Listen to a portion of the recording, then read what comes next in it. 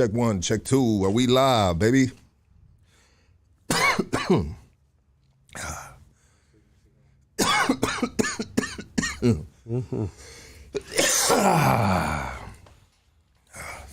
Feels good.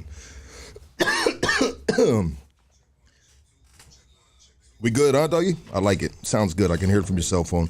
Let's play some music. Sounds amazing, too.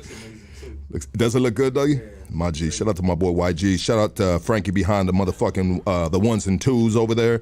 Yeah, let's subscribe, homie. Let's tell the world we're here. Whew, this is gonna be a blockbuster tonight. Yeah, Hood Stocks. Like, subscribe. All that good stuff. The devil's me, I can't think. I'm up all night, I can't sleep. Oxycontins, I can't breathe. Try and move my body free. Have them run around the streets with a face mad. I'm knowing what I want to eat to make mad. Even worse, I'm a flirt with dead dance. Reach deeper and further in hell's mansion. Yeah, you talking what you ain't living, you walk past. Scum City, cheat dead, not average. Eyes bloodshot red, no sleep pass. Do we really need to make an example out? Creepy corners in my bed, fucks up. Cunt monster, Russian roulette, got two in a revolver. On my John Wick shit, bipolar proctors. Gun sick with explosive doctors. Devil is me, cause I ain't phased by a thing. No, we can do 5 or go 12 in a ring. Come on. KO, kill on sight, the Grim Reaper. Asshole don't come at me for my beef. Fuck. Lethal, street sweeper. Keep creeping, I'm beefing with any motherfucker for no reason. This meaning my demons are ready for war with no grieving. I won't stop till they get popped and stop speaking. Ears, eyes, mouth covered, I stay true. Don't wanna see nothing, hear nothing, speak about you. I'm rude, heartless, the devil, it's true. The devil's me, I can't think. I'm up all night, I can't sleep. Oxycontins, I can't breathe. Try and move my body free. Devil is me, it's me, it's me. Oxycontins, I can't breathe. Devil is me, it's me, it's me, it's me. Try and move my body free. Earth is my creation, glass my hand, I put the blood on the pavement, I'm ancient. Past life, whole town, burn me to a cadence. Swing it dead, I'm the hangman. Open up the Bible, said the strong swamps forward to the nations. LA County jail, smoke a book of Revelation. Looking in the mirror, I see the back of my head. All the devil let me face this pretty one. How you gonna hate this? Kneeling to the altar, Christ hangs from my neck. Look at all the sweat dripping off my skin. Stepping off the body, you the shell of my sins. Seductive sensation, she dances and wins. She calls me king, I said, who am I again? Be the beginning or the end. Human life for you don't have to repent. Serpent of evil. One, check 2. There we go, baby. I had the freaking mics off. Today's podcast is brought to you by Origin Bakery Equipment, your one-stop shop for all your bakery and restaurant equipment needs. Home-based to wholesale, commercial, bakeries, new and used. Please follow them on Instagram at Origin Equipment LLC. And you can pull up on them in the city of South El Monte at 10441 Rush Street. All right, today's podcast is also brought to you by Attorney Nicholas Rosenberg. He's a certified specialist in criminal law. Attorney Rosenberg is based in downtown Los Angeles. Rosenberg specializes in defending all strike offenses, firearm, gang allegations, sales of controlled substances, strikes, guns, and gangs and drugs. For the latest updates at Attorney Rosenberg on TikTok and Instagram. Attorney Rosenberg is punching back on criminal cases. Okay. Whoo, about to hit the blast off button. Hope y'all ready. Let's start it like this, okay? Everybody's going through their own problems in life, right? Like we all have our individual issues that we deal with on a weekly, daily, monthly, yearly basis, right? Some people are pissed that Tapatio went from 99 cents to damn near $3. That is crazy. That's a crime. It's a crime. It's a crime. The man in the hat is pulling a 211 on us.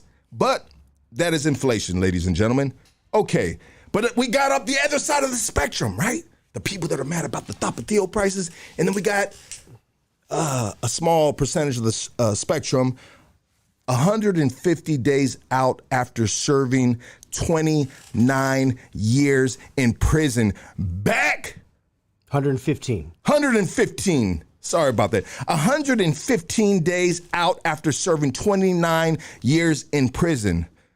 Back from high demand, popular demand. I mean, everybody Give it up for Brian Lonely James.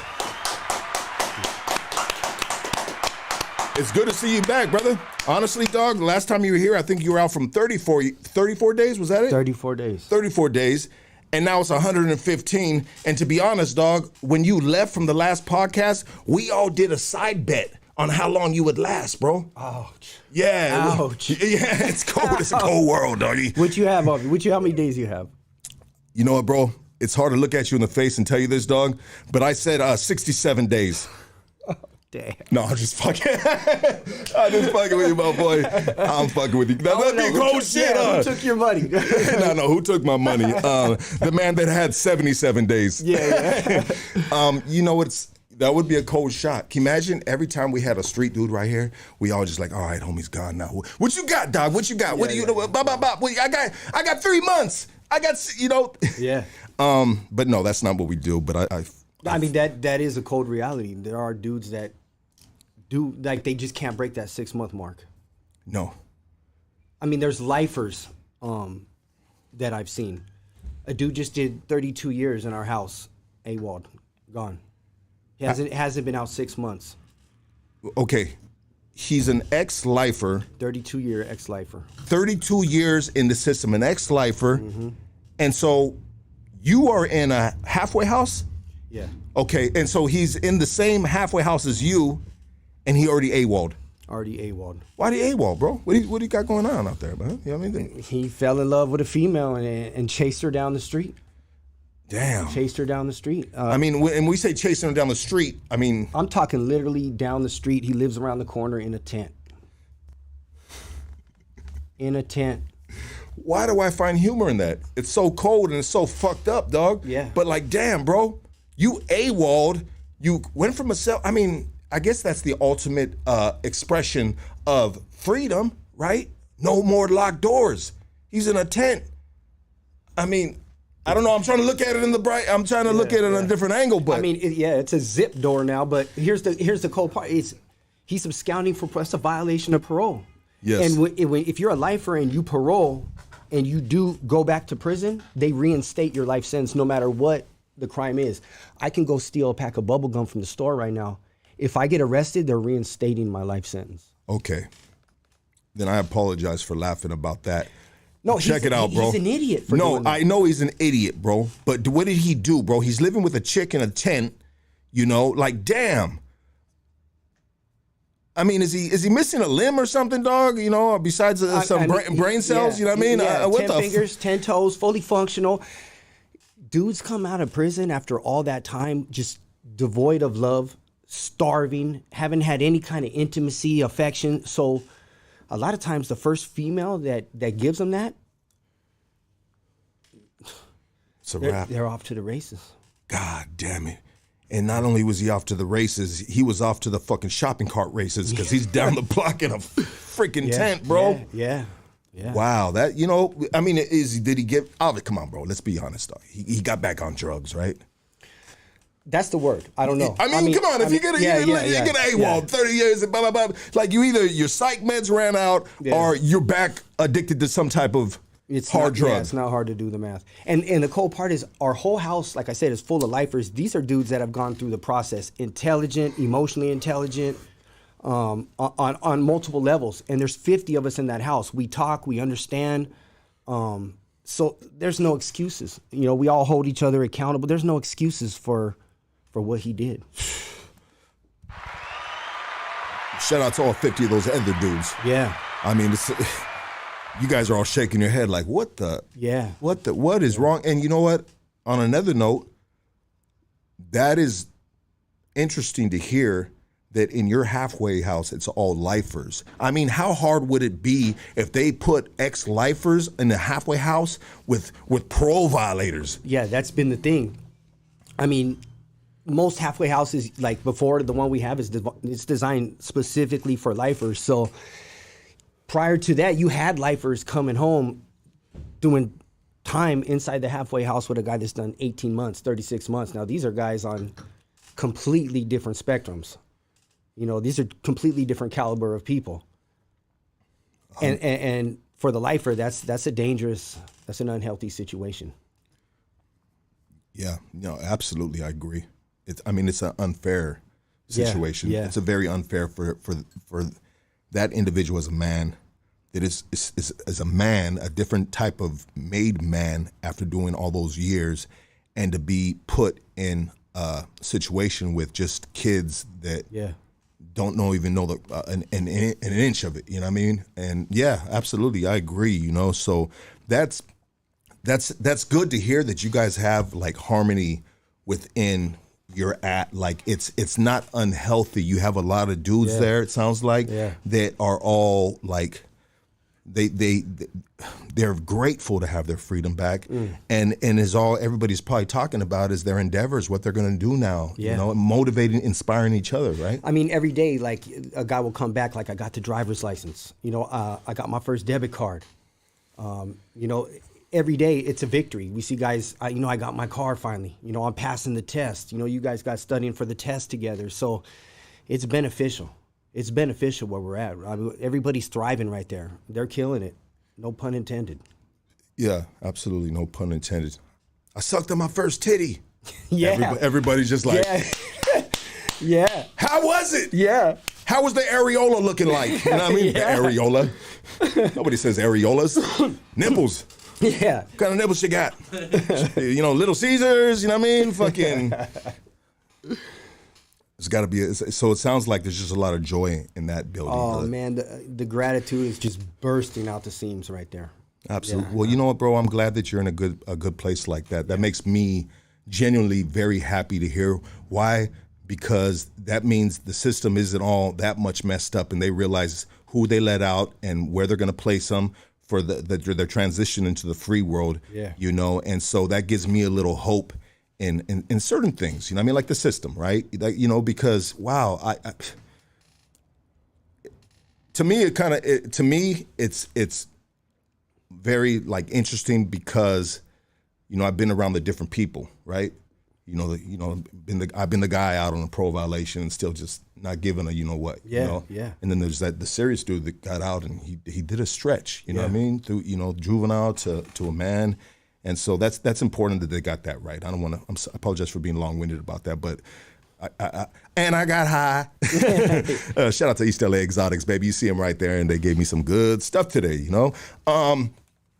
So the last time we had you here, like I said, you were 34 days out. Here you are at 115. I apologize for getting it wrong in the intro. It's a typo. 115 days out. Last time you said it was traffic. It was you. The way you were enjoying life was traffic and doing laundry. Not so much a fan of the traffic anymore. That novelty is lost. The laundry, yeah. The laundry has still a little excitement to it. I still like doing my laundry. I done a couple loads last night. Yeah. Don't like the traffic though. I was on my way here. I was stuck in traffic with my sister, and yeah. Don't like it. When you got places to be, you know, got things to do, and yeah, not a fan no more. Absolutely. You know, you got, like you said, you got stuff to do now. But at the end of the day, it beats a canteen line, beats stuck in the package line, being stuck in a chow hall line. You know, you do that compare and contrast, and I'm grateful every time. Absolutely. Well, I'm glad you're still out. I'm glad I lost the bet. Me too. You said we talked on the phone, and we wanted to talk about transition. You know, the further transition that you've made and experiences you've had to experience being out from doing so much time, and now not from 34 days but 115 days, which I can imagine a lot of things have transpired between that time. It's a lifetime. In when you're looking at like my life, the time that I did, it's a lifetime. So from the last time I was here to today, yeah, it's been a roller coaster. It's been a lifetime. I mean, do you feel like you've grown as a man? Yes. Made mistakes. I've learned a lot of things. I've experienced a lot of things. Still got a long way to go, but yeah, definitely. Every day, I'm coming into myself, learning more about Brian, understanding who I am in this free world. So yeah, definitely. And what kind of, if you were to give yourself an evaluation for your first 90 plus days out, you know, I mean, I think you kind of evaluated yourself right now already, you know, but you're doing well. You're on the track. You would. Yeah. Yeah, absolutely. So, you know, before I got out, you know, once they granted my parole, I had to wait 150 days, you know, for the parole board, 100 days for the 120 days for the parole board to go over it. And then it sat on the governor's desk for 30 days for him to either approve it, deny it, or take no action.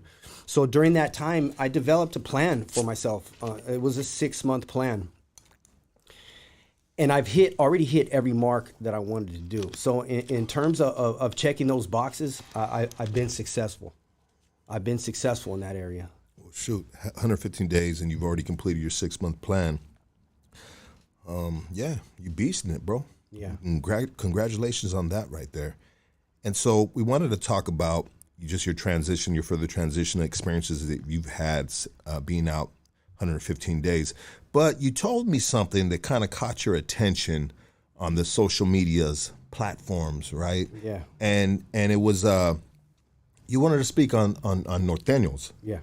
You wanted to speak on that subject. And why did you want to speak on that? Well, I mean, I listened to Shooter's podcast, and I listened to a couple more people that were here on Hood Stocks, and they spoke on, you know, the relationship like with the North Daniels in prison, and they gave them their props while they were on there. And I read a lot of the comments where people were saying like, you know, you're promoting them or you're advocating them, or like, you know, somehow you've turned your back on us. And that was kind of disheartening, because I know exactly like where Shooter and these guys are coming from.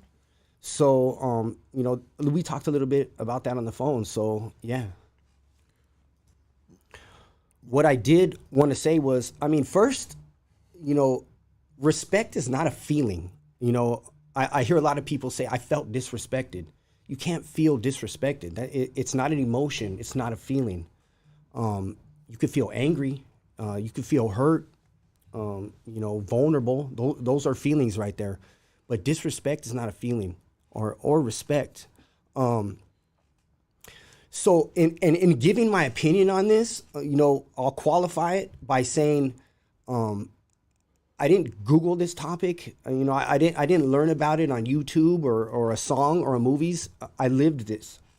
I was in the arena with them. I've been with them in times of war. I've been with them in times of peace. I've seen where homies and North Daniels have played baseball games together, played basketball games together, you know, bought each other ice creams from the canteen. And on the flip side, you know, I've been in yards where they were getting helicoptered off the yard.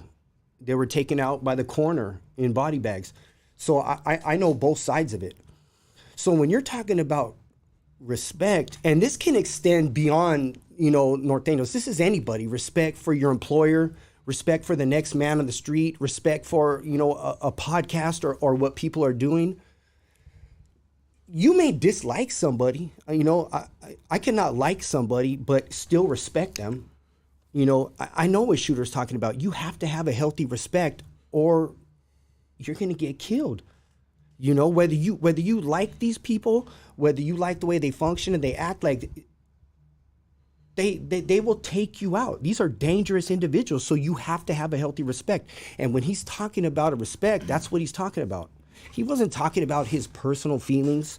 He wasn't talking about like how he felt. He was saying I had a healthy respect for them because he knows what they're capable of doing. Respect is just admiring someone's capabilities, you know, what they're able to do.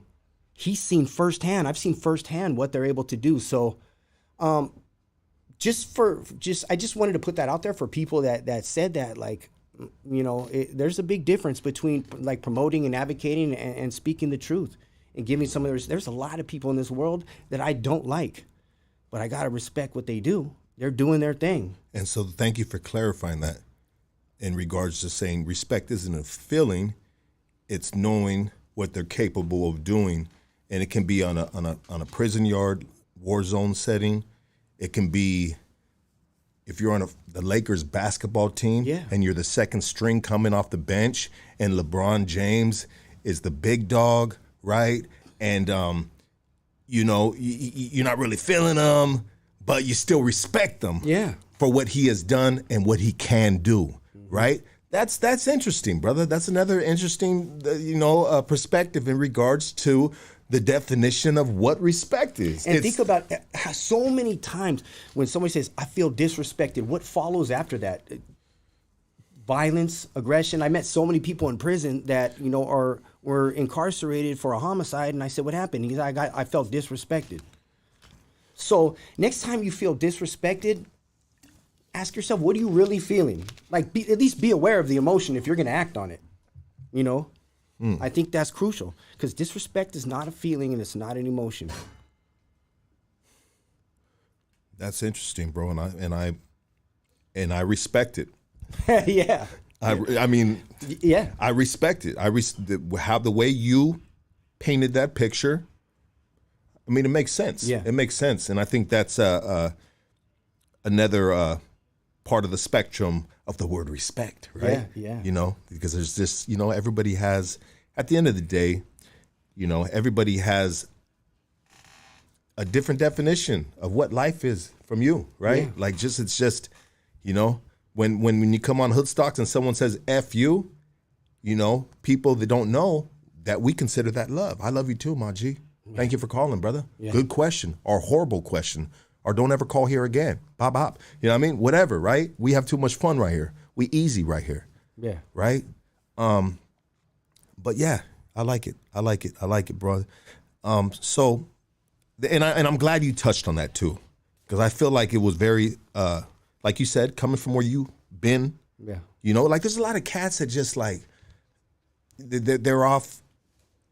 You know, but then you got the dudes up north that, you know, go head to head with them and this and that. But hey, we go head to head with cats out here if you're still, you know, gangbanging on the streets, you know, and you can have an enemy on the streets right here, but you can still, you know, look over the fence and have a certain level of respect for what they're doing. But you know, the way you feeling is a F you, but you know, you gotta, I mean, that's how you survive, bro. Because if you just felt like, you can get over anybody or you ain't respecting nothing or the capabilities, right? Yeah. I mean, you can easily lose your life walking around like that. Yeah.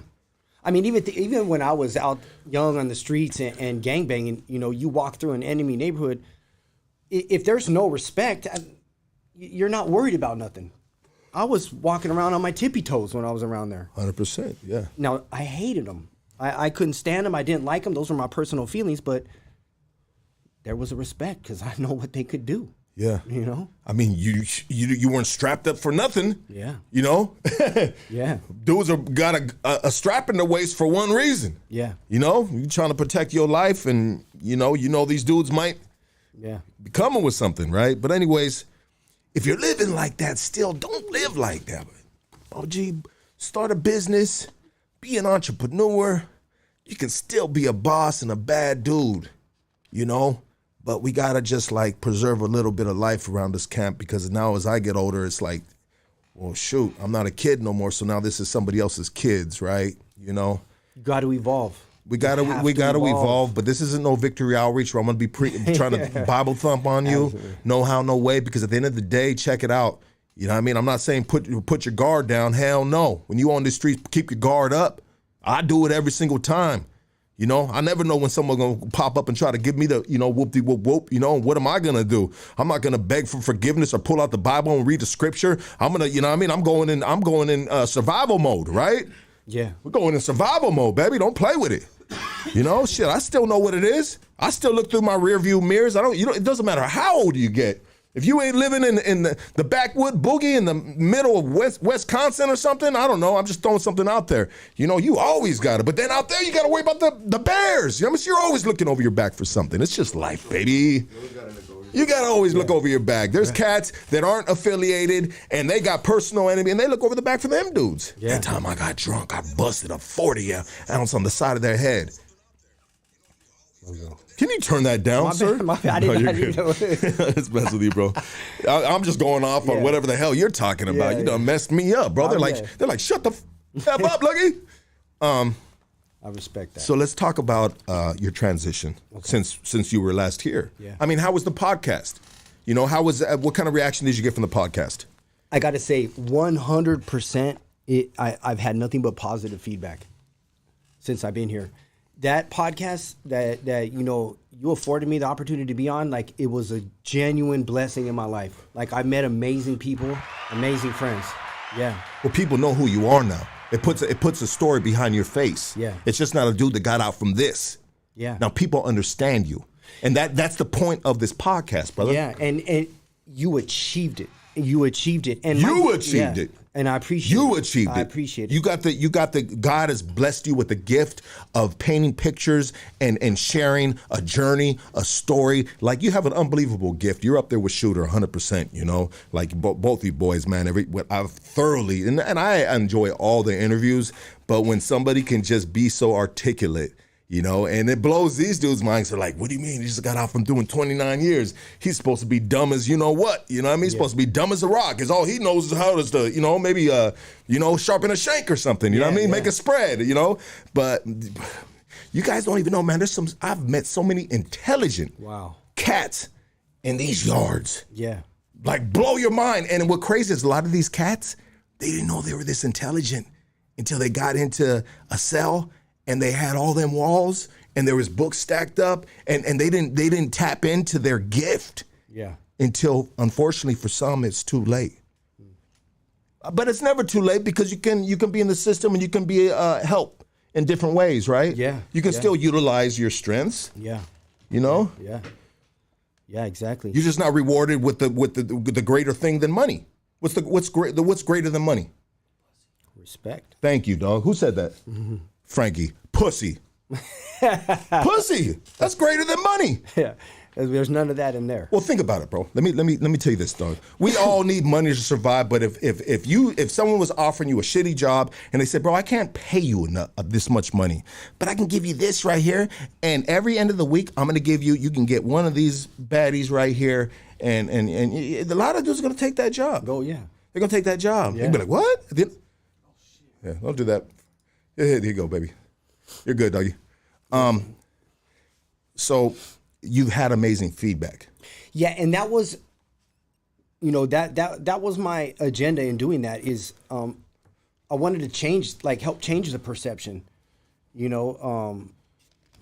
that these are rehabilitated people coming out, intelligent people. Like, we've worked on ourselves and we're out here trying to earn our place in society. And these people that I've met, we conversate on Instagram, and they follow my story, and it just, I get little in the morning, good work, keep up the good work, and man, that stuff motivates me. That stuff motivates me so much. And these are cats that have followed your story and now that are in touch with you, like on a social media platform. Yeah, as a direct result of the being on podcast. on Hood Stocks, yeah. Well, that's, bro, we have achieved our goal. And you know what, I don't want to sound arrogant about this, but after 189 episodes, that's why I initially wanted to start as putting a face on that dude that might be catching the bus, right? Put a story behind it besides just the face, maybe tattoos, maybe he's doing bad in whatever condition he's in, right? You know what I mean? We got to put a story behind this, because it's kind of like there's been like a curtain that's been put over a lot of cats, and not necessarily put over, but there hasn't really been too many like solid platforms that you can respectfully share a story without, incriminating yourself and talking mess on other entities and whatnot. I really try to, man, it's so hard, bro, sometimes just to keep it just like, get you in an ocean that's just, it's a rocky ocean, and you're just still trying to just keep that boat, you know what I mean? Yeah. Pointing in the right direction. And, it's trial and error. I don't always get it right, but the objective is to exactly produce what happened with you in regards to being on this podcast. I mean, you getting messages, I get messages about you, bro. You know what I mean? So check it out, bro. You getting messages, bro, I probably get almost as many messages you get, bro. You know what I mean? Because I'm just directly linked in with this right here, and they're always commenting about you, bro. Yeah. You know what I mean? On whatever I put it on, you know? I'm so that's fuel to me right there, and I'm so grateful for it. And another reason too that I think is important for these guys that are coming out of prison, these lifers, and these guys who were once labeled like myself the worst of the worst and things like that, is because we're in the midst of a prison reform movement right now. You know, in the civil rights era, it wouldn't have happened without, you know, African Americans standing up. In the suffrage movement, it wouldn't happen without women standing up. We're in a prison reform era right now. So, you know, former lifers, people need to stand up and speak our truth and show what it looks like. And also, like, I try to speak with intention. Like, I want to let it be known. Like, I hear a lot of guys coming out here, you know, Billy Badass, they're the most gangster dudes in the world. Like, the truth is, you know, I wanted to speak on vulnerabilities and fears and things like that we have, that they have, that I know they have. Yeah. And I know they have too, because I used to have some of them vulnerabilities, and I think we all have, being raised up in the game. Like you have these levels sometimes when you might be trying to overflex, and you slip up and you catch yourself. I mean, and some people go through the process a lot quicker than others. Some people are just, you know, got a good head on their shoulders. They might skip a lot of that process. Yeah. Right? There's just individual cases, you know. But I don't like it, bro, when I have cats on here that are just talking like real reckless and a mess. And what it does to me is it makes me quiet, bro. It makes me I see that, yeah. It makes me quiet sometimes, or sometimes I'll give them a little bit of pushback because I gotta, like, I just can't let them just run that mess right here without me saying something, because, bro, I'm responsible for that, bro. It's the hood stocks, bro. So ultimately, dog, like, damn, Luck, you let that dude run, and sometimes I just, like, they out of control a little bit, and I try to just ease this stuff up or revert the conversation or play the you know, the mediator or something, right? You know, it's not your average podcast, but then again, I kind of, like, I've been there and done a lot of that, so I know how to deal with that, right? You know, so, I mean, bro. You want, quality content. That's important. You know, bro, I mean, what is quality, bro? You know what I mean? Like, we all have, like, what is respect, right? Like, what is quality? You know what I mean? Because check it out. There's dudes like the soft white underbelly. Like, he's got all the people from Skid Row, and his studios are on Skid Row. And he does millions of views on that, right? Of interviewing these individuals, but there's probably some people that look at it and they're like, I'm not gonna sit for 2 hours and listen to this homeless hooker talk about what she's been through. That's not quality content. But then there's some people, bro, that are just like, this is some good stuff right here. You know what I mean? And the numbers say there's a lot of people that are interested in that, you know? But I mean, that's why I asked you the question. I mean, what is quality, bro? Like, who am I to say what quality is, dog? You know, I still eat with my hands at a restaurant, bro. You know what I mean? You know, I'm still, they trying to still house train me. My girls, you know what I mean? Man, dog. But brother, I am so happy to see you, bro. And it's so good to have you back. I just like, so what have we gone through during this time, brother? And I'm glad that you've got good feedback from the podcast. And I would have put all my money on it that you would, you know, because the way you carried yourself, the way, like I said, you put your words together and painted a picture for all of us to have an understanding, right? And but how has it been? How has it been, bro? It's been a roller coaster, man. I'm stuck. Like, I remember one day I was thinking, like, I'm stuck in between, like a weird place right now. Like, it's the greatest moment of my life. Like, I'm free. I've really never been free in my life. But then there's moments where, like, I'm dealing with some really, really difficult times. So stuck in between those two different dynamics right there, like, you find yourself in a difficult spot sometimes. Lucky for me, I have an amazing support network, people I can call, experiences I can have. You know, I'm at this house with these lifers, so a lot of us are going through the same things. But in a word, in 2 words, a roller coaster. That's what I would describe these last few days. But at the end of the day, an emotional roller coaster. An emotional roller coaster. Okay. You know, A lot of highs and lows, like you're saying. a lot of highs and a lot of lows, valleys and peaks. But at the end of the day, I'm beyond grateful. I'm so thankful that I'm out here. Like, I'm having the time of my life. The best day in prison is not as good as the worst day out here. Yeah, for sure. I mean, freedom, right? Yeah. Value of freedom.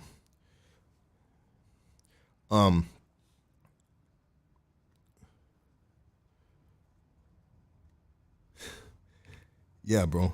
I mean, I'm thinking about, you know, what you're saying with the highs and the lows. Like with the lows, I mean, do they offer you guys like therapy or anything like that? Are you taking any type of classes of like therapy to help you maybe deal with certain feelings that you've never experienced in your life?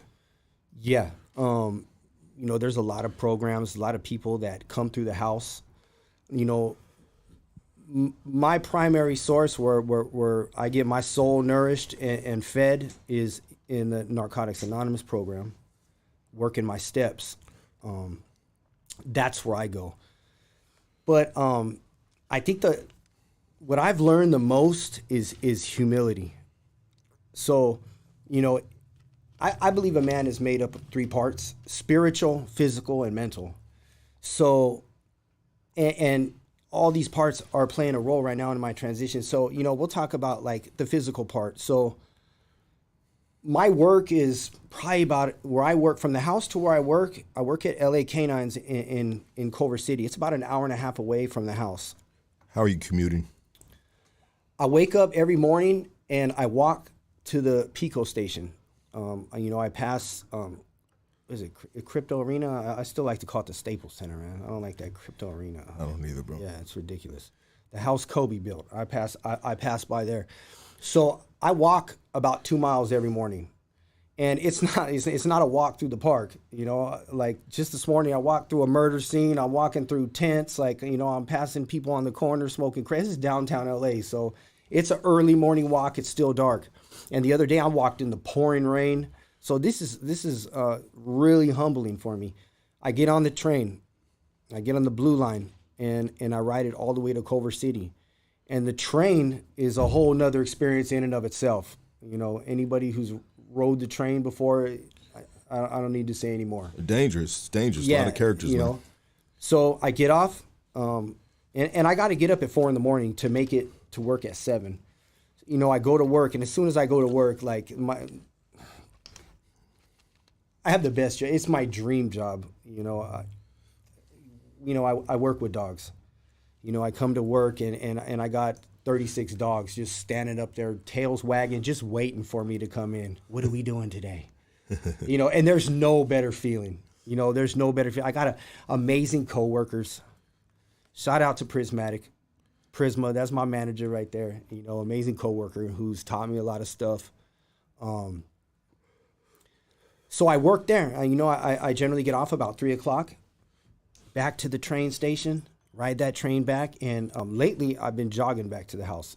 It's a 2-mile walk, but I've been jogging back to the house just to, you know, get my cardio, pick up some conditioning. But that's an experience every day. And that's coming from someone who, my job every single day of my life was to get up, work out, bird bath, make a spread, and my day's done. You know, so this is taxing on my body. Like, you know, I don't want to sound like, you know, like I'm complaining because there's people been doing this for a lot of years, but like physically, I'm not built for these long commutes and these long days. Like I wake up with my ass whooped. It's difficult, you know, but at the end of the day, I love it. Like I love it. I'm grateful. You spent 29 years in a cage. Yeah. I can imagine that being taxing, you know. I mean, is it more mental than physical? Definitely mental as well, because I have a lot of friends that, or, when I'm going to work and I'm walking down the street with my backpack on, I'm seeing people driving their cars and I'm thinking, you're 45 years old. That's a tough chip to swallow right there. 100%. Like, you're 45 years old. I look up in apartments, I think, damn, there's people living in there. It's hard to explain for somebody who hasn't, this is going to sound foreign to anybody who hasn't, like, spent the amount of time I have in a cage, it's weird, seeing these cars. But I tell myself, you're going to get there. Every day you're leveling up. So I know I'm going to get there, but it's difficult. It's difficult. Having to take that walk and that commute and have to deal and face the things I have to on a daily basis, at my age. So yeah, a lot of it is mental. My self-talk, I have to continue to remind myself. I have to continue to embrace gratitude. So yeah, the mental aspect is definitely there. Even going out with people, like not being able to pick up the check. I was just telling my girlfriend Alicia the other day, like, she's an amazing woman who just treats me so good, and I'm telling her, like, there's a little insecurities there, like, you're doing for me, you're treating me so well, like, and I'm not there yet. Like, I can't go take her to a nice restaurant, and that's difficult. That's hard for like a man, like, for his ego. You want to do for this person who you love so much and who just puts you on top of the world. My mom and my sister, like, I can go to them for anything. They do everything for me. Like, I want to take them out. Like, I want to show them my appreciation. They know, but I want to do something for them. I'm just not there yet. But that's difficult. That's hard because I want to express my appreciation.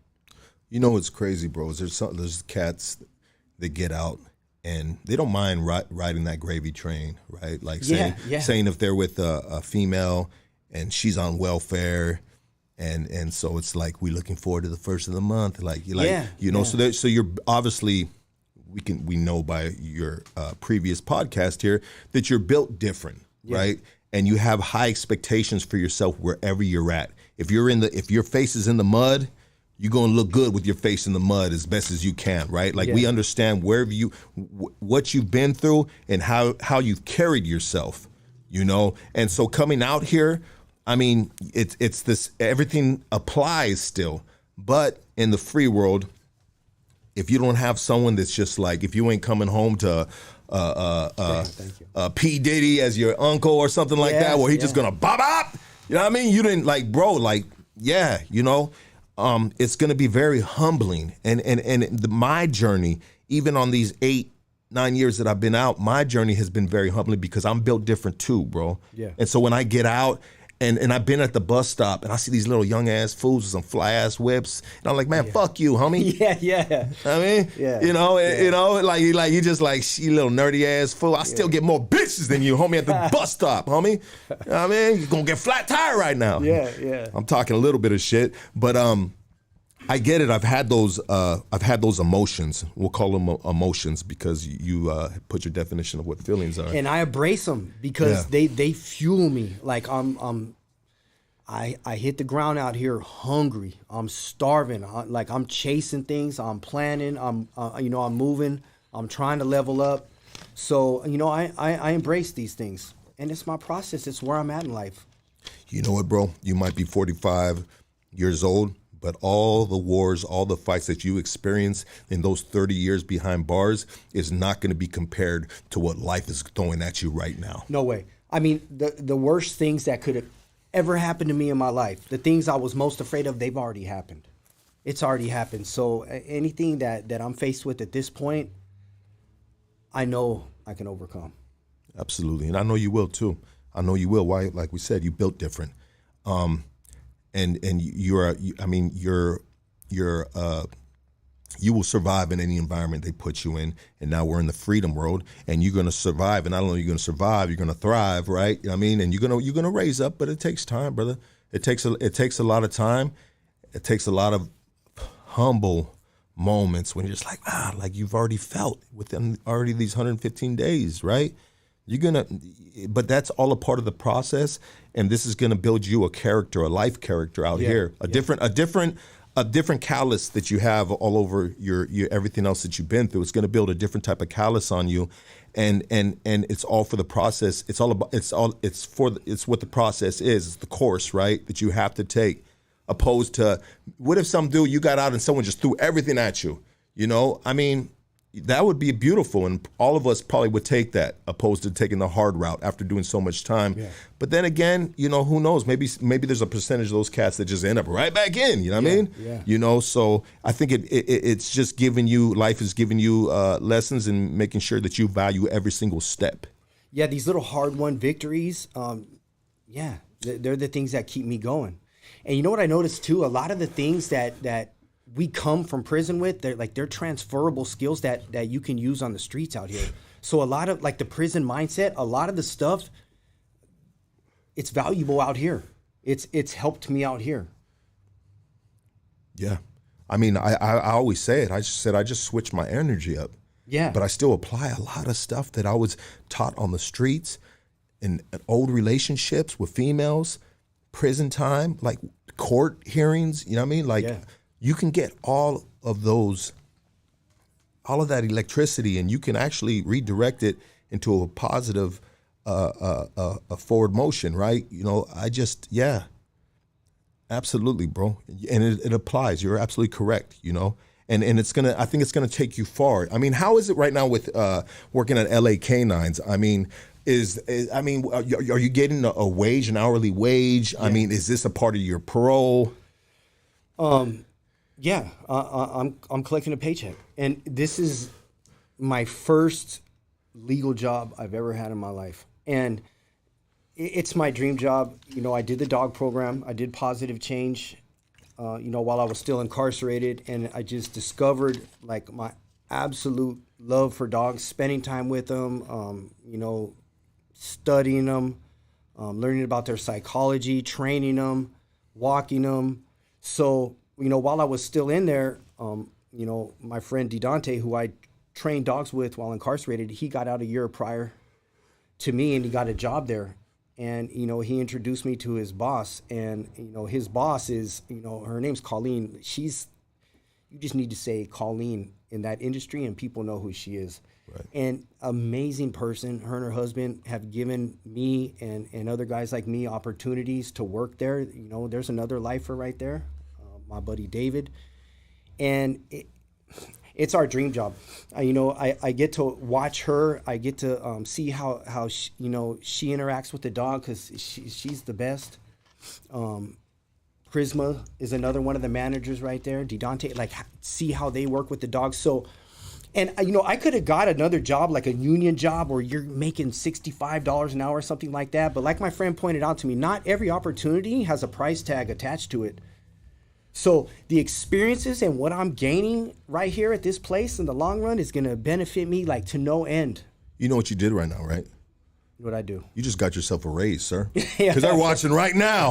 They're watching right now. They said, clip that, put it on our website. That's the man we need up here, no longer over here. Yeah. Right? Let's put him on give him another position in this. But bro. I absolutely love it there, though. That's amazing, bro. And like you said, bro, check it out. What I do, bro, is I do construction. I'm a union electrician, brother. And you know what, bro? I do not enjoy it one bit. Why? Because my heart ain't with it. Okay. But what does it do for the family? All my kids got Kaiser insurance, bro. Like, bro, we good. We good. I don't need no money from no podcast. I mean, we good, bro. Yeah. We super good, bro. Right on.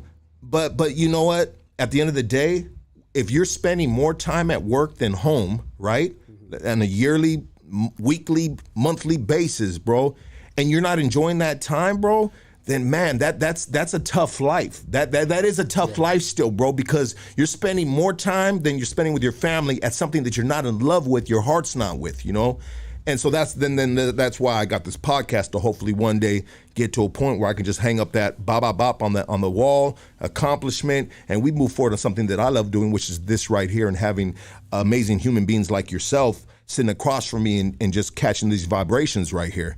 You know, so, but let me, back to you, bro. Check it out.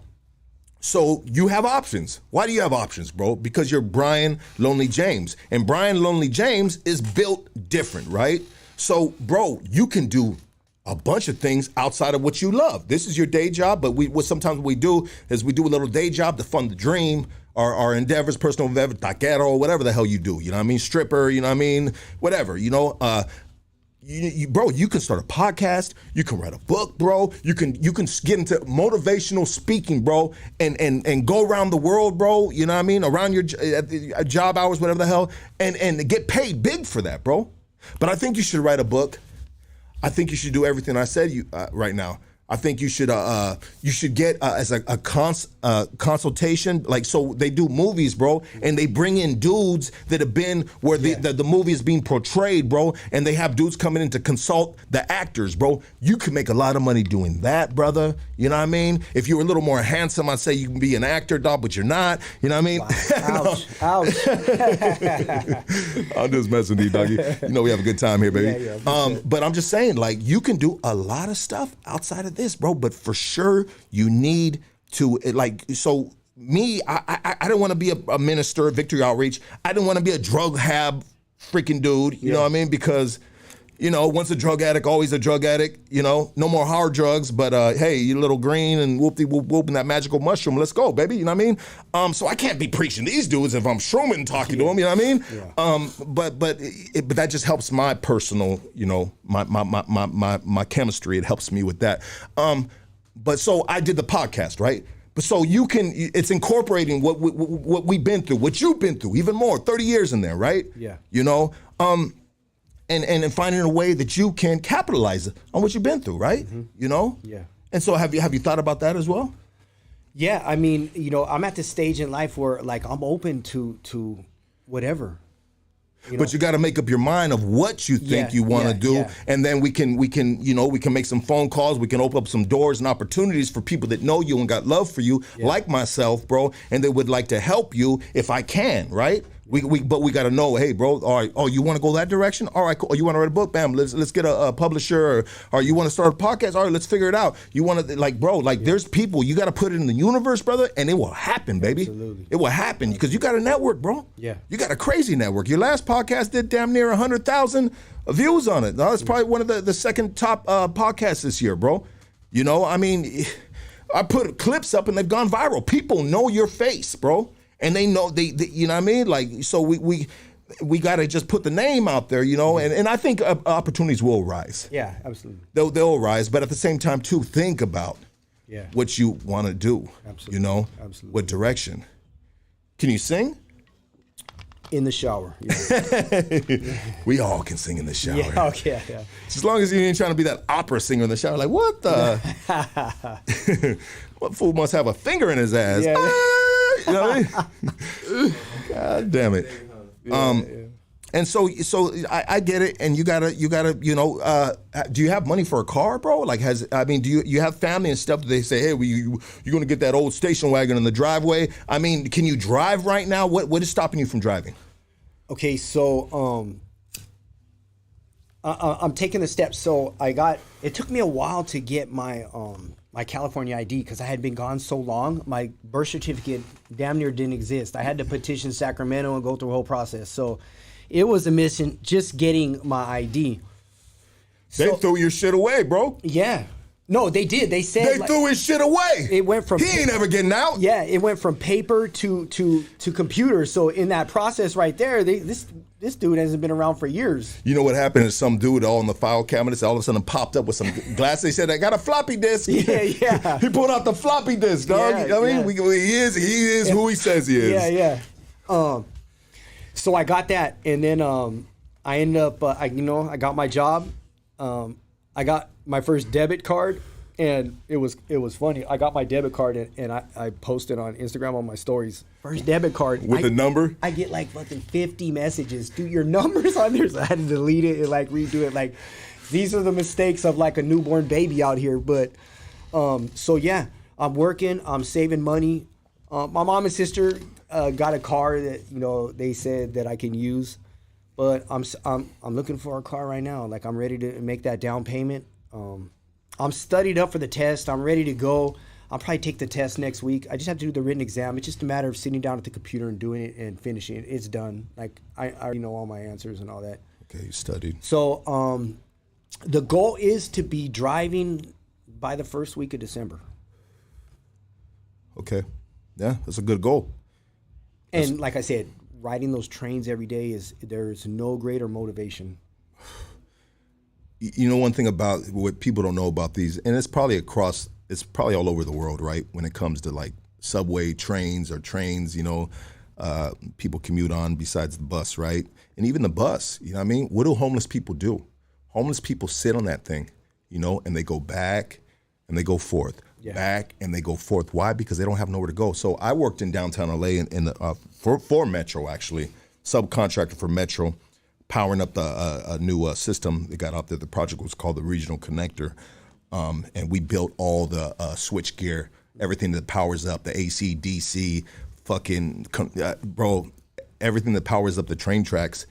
And so while we're working in some of the platforms at night, bro, they close it and they got to get a lot of people out, bro. And I've seen a lot of crazy stuff. And there's times, bro, where we weren't able to get access in there because there were people getting killed down there, bro. Yeah. You know what I mean? Like a crazy random homeless dude just ran up to a normal person and just started stabbing them up, bro. Like it's these man, the mental illness down there is crazy, and that's dangerous for you, bro. To be like having to commute like that, because if you gotta go through Skid Row, bro, then you gotta catch all that, bro.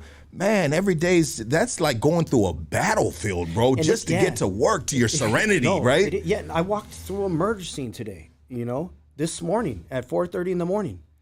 It's nuts, and it's a different kind of like an energy. And I laugh to myself sometimes. I think like I'm low key a little spooked on this train right now.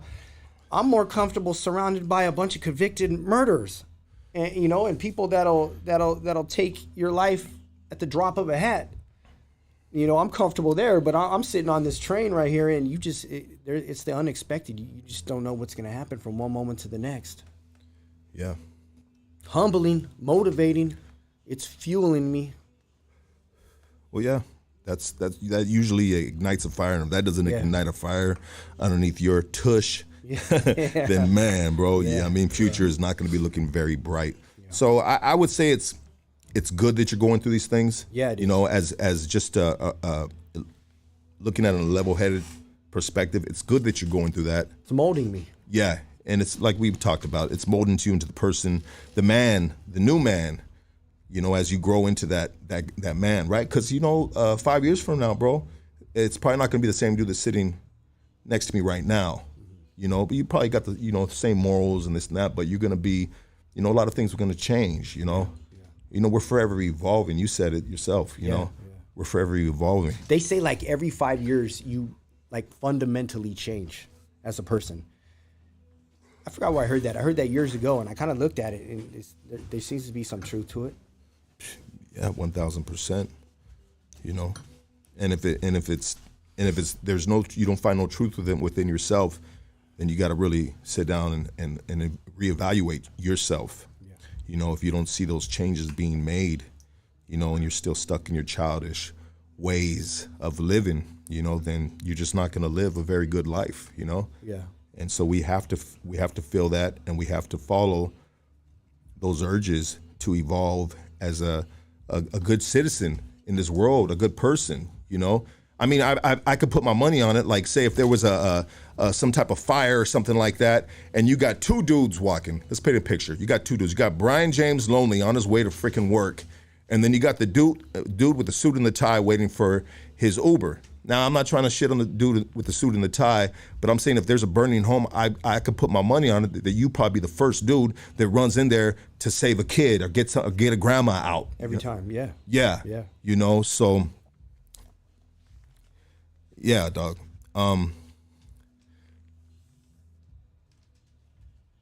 What other experiences have you dealt with during these 115 days out? Man. It also as well, I you know, a while back I had a friend that, you know, I knew we were close in childhood, and he commented on a post that I had. Man, glad to see you're doing good. Too bad you can't stop by and see old friends. Yeah. And for one, I don't have transportation to get to you. And, you know, my comment to him was, yeah, that was the question I had for damn near 30 years, you know? The other one, dog, sorry. Yeah, no problem. So, yeah, I mean, it's dealing with that. Like, you know, the big thing is time management as well. You know, there's not enough hours in the day, you know, to figure out what I'm going to do. I'm constantly losing stuff, you know. The house I'm in is just like sometimes we laugh and say it's a bigger cell with more rooms. So, like, you know, we're used to a small little area where you keep all your stuff. So, you know, I'm leaving stuff everywhere. And the funniest thing that I've been tripping on in the house, every room I go into, every bathroom, there's like 19 bathrooms in there. The water's always running. And it didn't hit me till the other day. You know, in prison, you press the button and it turns off on its own.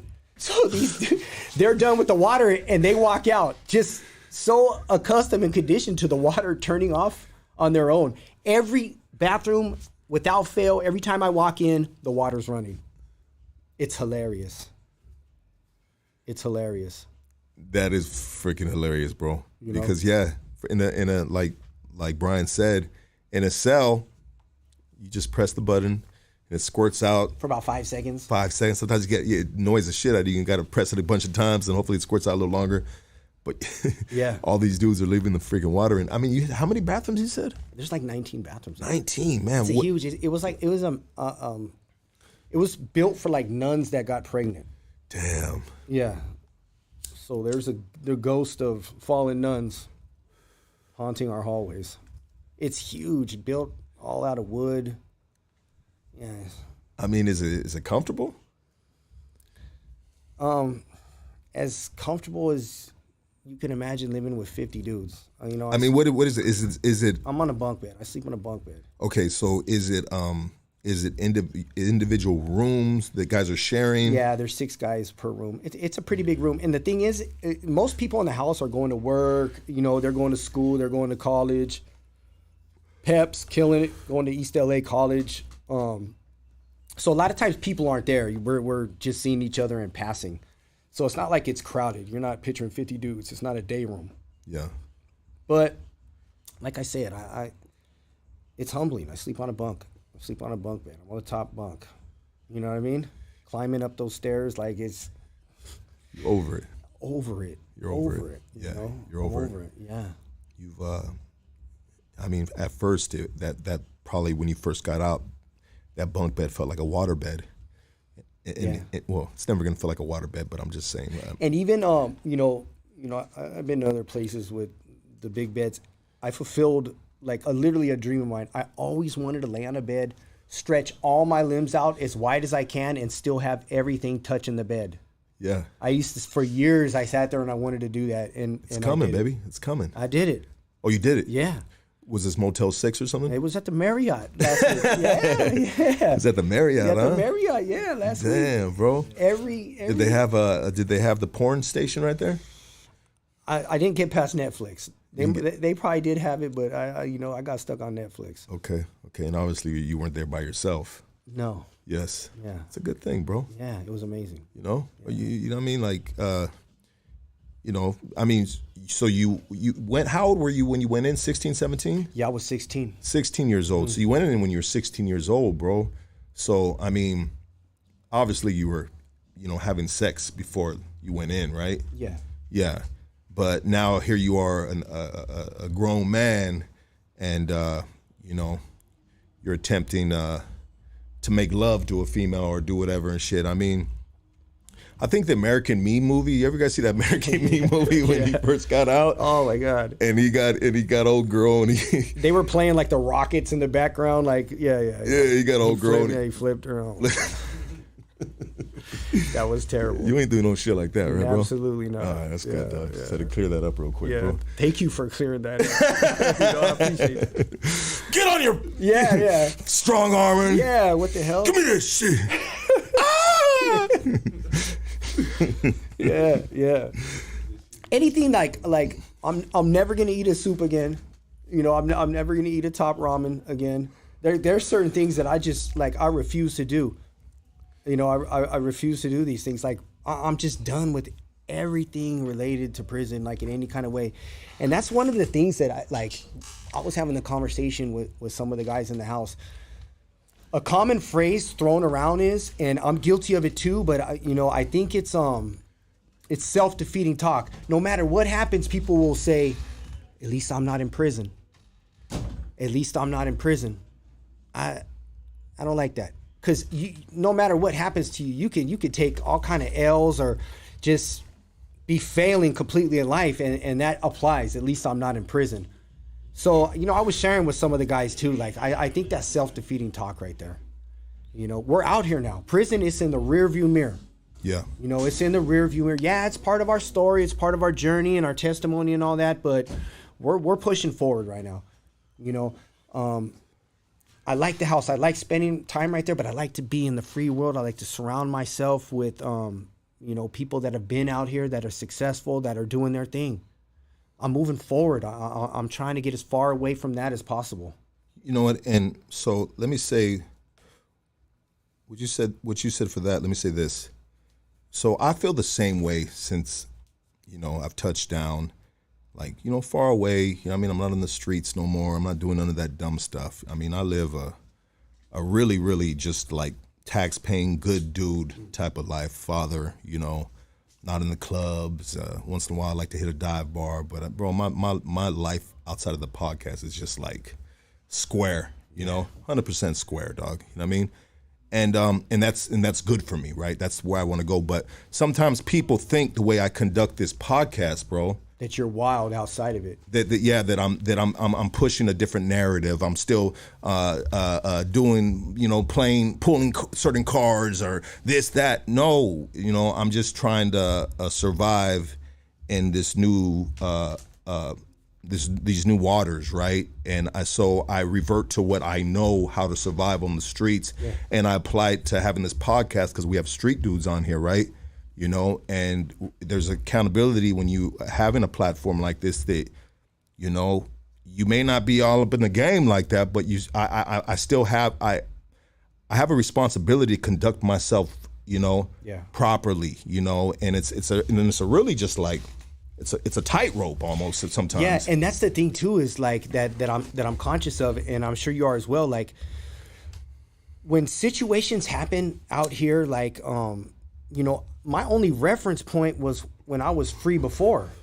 The way I was handling things out there, that's the only way I know how to do things. But that's gonna end me up right back in prison. That's not gonna work for me. So you have to be aware of that, and you can't. You say, talking about that fine line, like you can't straddle the fence, like you can't play both sides. You're gonna cheat yourself, and you're gonna cheat, both of those sides. I'm gonna cheat everybody around me, bro. Yeah, I'm gonna put people in danger, bro. Yeah. When I start straddling fences and doing stuff like that, so let me do what's been this worked for me for 45 years, right? I should have picked something up by now. I got some type of game, right? Yeah. I should be able to navigate this short bus, right? Yeah.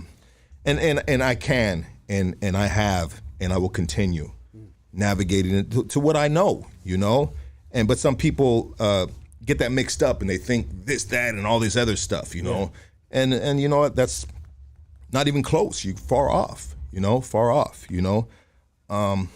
but that's life, and that's life of being programmed or growing up, and this is what you learned, and this is how you know to do it. You can take some and apply here. A lot of that stuff you got to get rid of. Like you said, it's not going to be good for you. You got to rewire your everything. Bro, I say that all the time, brother. I said, I had to rewire my system. Everything, bro. Oh, yeah. My chemistry was so jacked up, bro. I didn't do 30 years, bro. You know what I mean? I got 13 in the pen and all the time on the streets, bro. And on the time on the streets, dog, were a whole lot harder than in the penitentiary, bro. Yeah, yeah. Absolutely. Way harder than the penitentiary, bro. Yeah. You know what I mean? Was in the midst of all of it, dog. And so, yeah, bro, I feel it. But yeah, you gotta like, yeah. And I always tell the guys too when we go out somewhere, bro. I said, check it out. If there's any, like, we're in downtown LA, Skid Row, and we're, hollering at some of the homeless people, this and that, doing whatever we've done time to time. And sometimes I do it by myself, whatever. The main thing to do is always defuse the situation. Yeah. As a man, right? As a man, it's not being scared. And there's some situations you cannot diffuse. You can't diffuse it. So, you do what you got to do to survive it, right? But I always, my initial thing is to diffuse all situations. Why? Because I know the beginning and I know the ending. You've seen that movie, you know how 100 times, bro. Yeah. That's my thing. When situations occur, my first thought is play this out. Play the tape out. At this stage of my life, if I don't know how every situation ends, like I've been having my eyes closed the whole time. I know how everything plays out by this point, especially in the streets. But I bet there's one part where you really don't know it very well, and that might be the female department.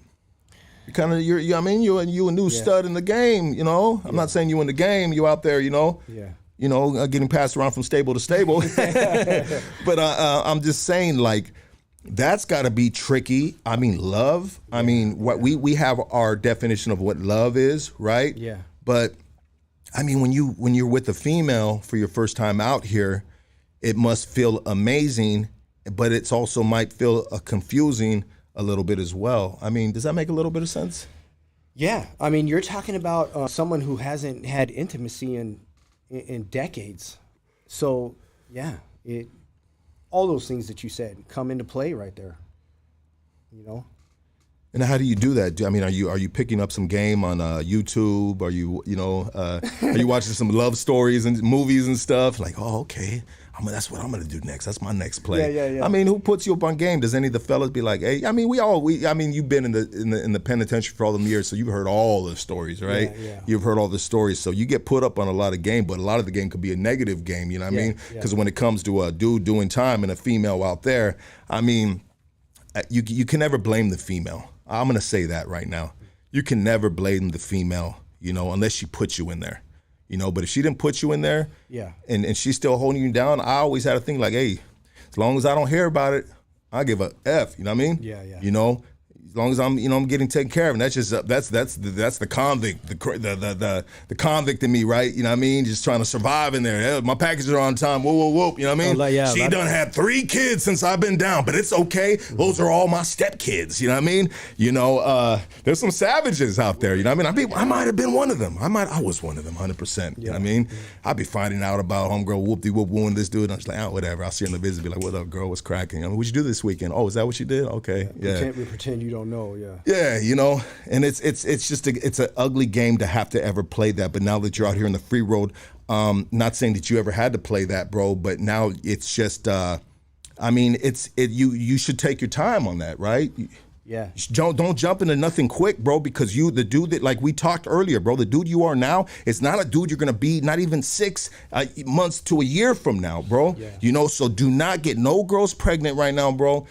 I'm not trying to preach to you, bro, but I'm just gonna like that as friends, as homies, dog. Absolutely. Like, bro, like take your time on that, bro. Yeah. Take your time. Just like you just the levels of having to commute to work. Take that the same thing in any relationship, bro. And your girl might be listening to me right now. And she might be throwing a hot pocket at the screen, dog. Yeah. Fuck you, Lucky. Yeah. And that's the thing too is a lot of times you have a relationship with somebody in prison. And when you come home, the dynamic is entirely different. And even the statistics are against relationships. Like during that transition period right there, it's difficult. It takes a heavy toll. We need to get you a sponsor by like Trojan or something right now, dog. You know what I mean? Make sure you're just on deck. You constantly strapping up, doubling up. You know what I mean? Because you got to get past you got to get past some levels first, bro. But before you really entertain that, but. We're all suckers for love, bro. Let's be honest. Like, like just to be held, just to be kissed, just to be loved. And whatever the love is, we don't know if it's real or if it's just lust right at the time, or the thrill in a female's mind that he just got done doing 30 years. He's like a virgin, Yeah. He's gonna fuck me like an inmate. Watch this. Just fuck with you, dog. But I mean, I have a good idea what I'm looking for. I know what I want. I'm trying to build a legacy here, so I want that foundation. I want that queen. I believe I have it right now. But I want to go to work. I want to come home at the end of the day to my girl and just, lay on the couch and watch a movie and, just come together, take vacations, experience life. I just want that partner. Yeah, bro. You need a partner because that will give you foundation in your life, brother. Because if you're running wild, bro, and stability, bro. If you're running wild, bro, and you're just like these females, bro, they're gonna take you off that deep end, bro. Oh yeah, absolutely. Yeah. I just, different jumping around. Yeah, that's. I mean, it's not my character. It's really not who I am. Even at my worst, prior to my incarceration, that really wasn't my style. But that's where most people end up violating their parole or falling off, or like you said, going off the deep end. Every time, domestic situations. Well, and that's something that a female can hold over your head too, which I'm sure law enforcement, the parole board, probation officers aren't foreign to. Yeah. Oh, he's back in because of this domestic. I mean, and then they look at you and what did he get out from? Oh, fuck yeah, he might have done it. Yeah. And so females, if they're built like that, shame on you if you are. But if you're built like that, man, that they can hold that leverage over your head and you can get threats. And I've heard personal homies of mine that have gotten those threats and they're just like, fuck, look, I'm fucked right now. I just got to ride this bitch out, Yeah. And that sucks, bro. That sucks because that's selfish of the female. And obviously it's a very insecure female. Yeah. It's a low form of human right there. Yeah. But then you got dudes that get out. On the flip side, for the female, shout out to all the girls out there. There's probably like 4% of you girls watching because that's what the statistics tell me. The other day. It's 90 and 10? Is that what the number is? Something like that. It's horrible, bro. You know what I mean? Well, no, I love it, bro. It's 96% dudes, 4% females. Okay. But for the females out there, there's probably some dudes that are just out there motherfucking mind, bro, and they might get out and beat your motherfucking ass. No, yeah. But some girls like it. Yeah, because they're you get out and you're emotionally a wreck, Relationships, they raise such high emotions. Again, that's where people get incarcerated. They end up going back to drugs and drinking and dope and all that. It's because what a relationship does, it makes people go berserk, Yeah, 100%. Even cats that don't, been through whatever, just in general, right? Like, it can make either or go berserk. Yeah. And that's just an unhealthy relationship. So, I mean, yeah, bro. I mean, what else, bro? You know what I mean? Like, just like what else have you had to experience?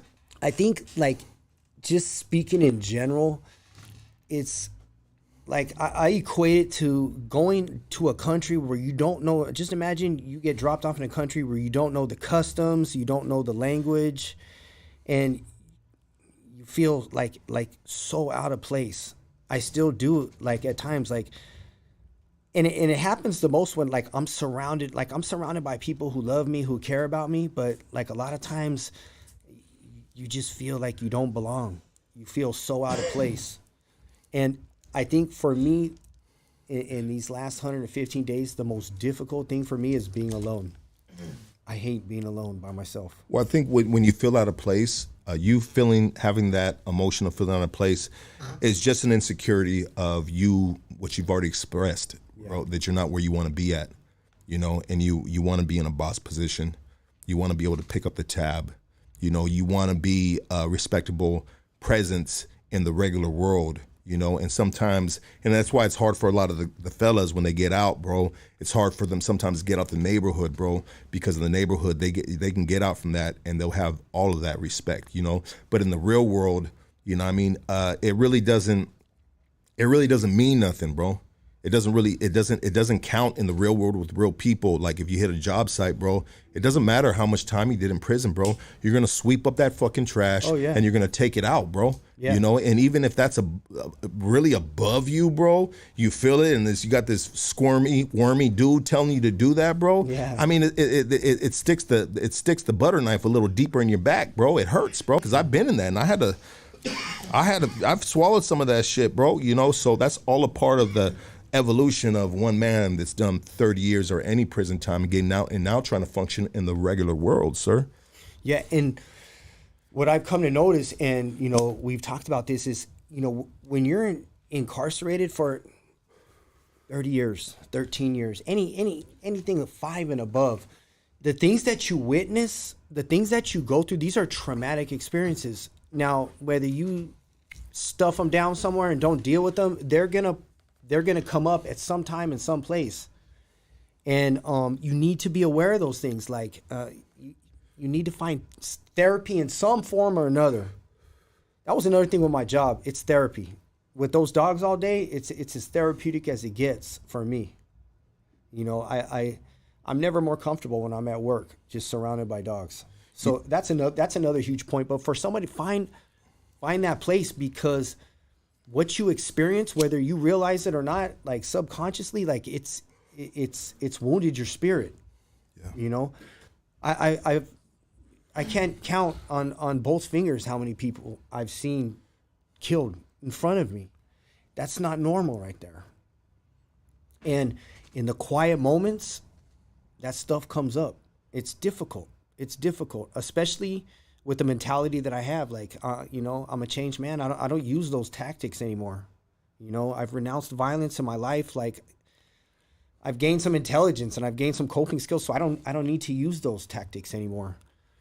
So, you know, with that mindset and still having all this stuff in the back of my mind, it's difficult. And everybody goes through it, you know, and I know they do. I'm in the house with like all dudes convicted of murder, like in prison murders, you know, multiple stabbings and assault, like dudes that were really putting it down.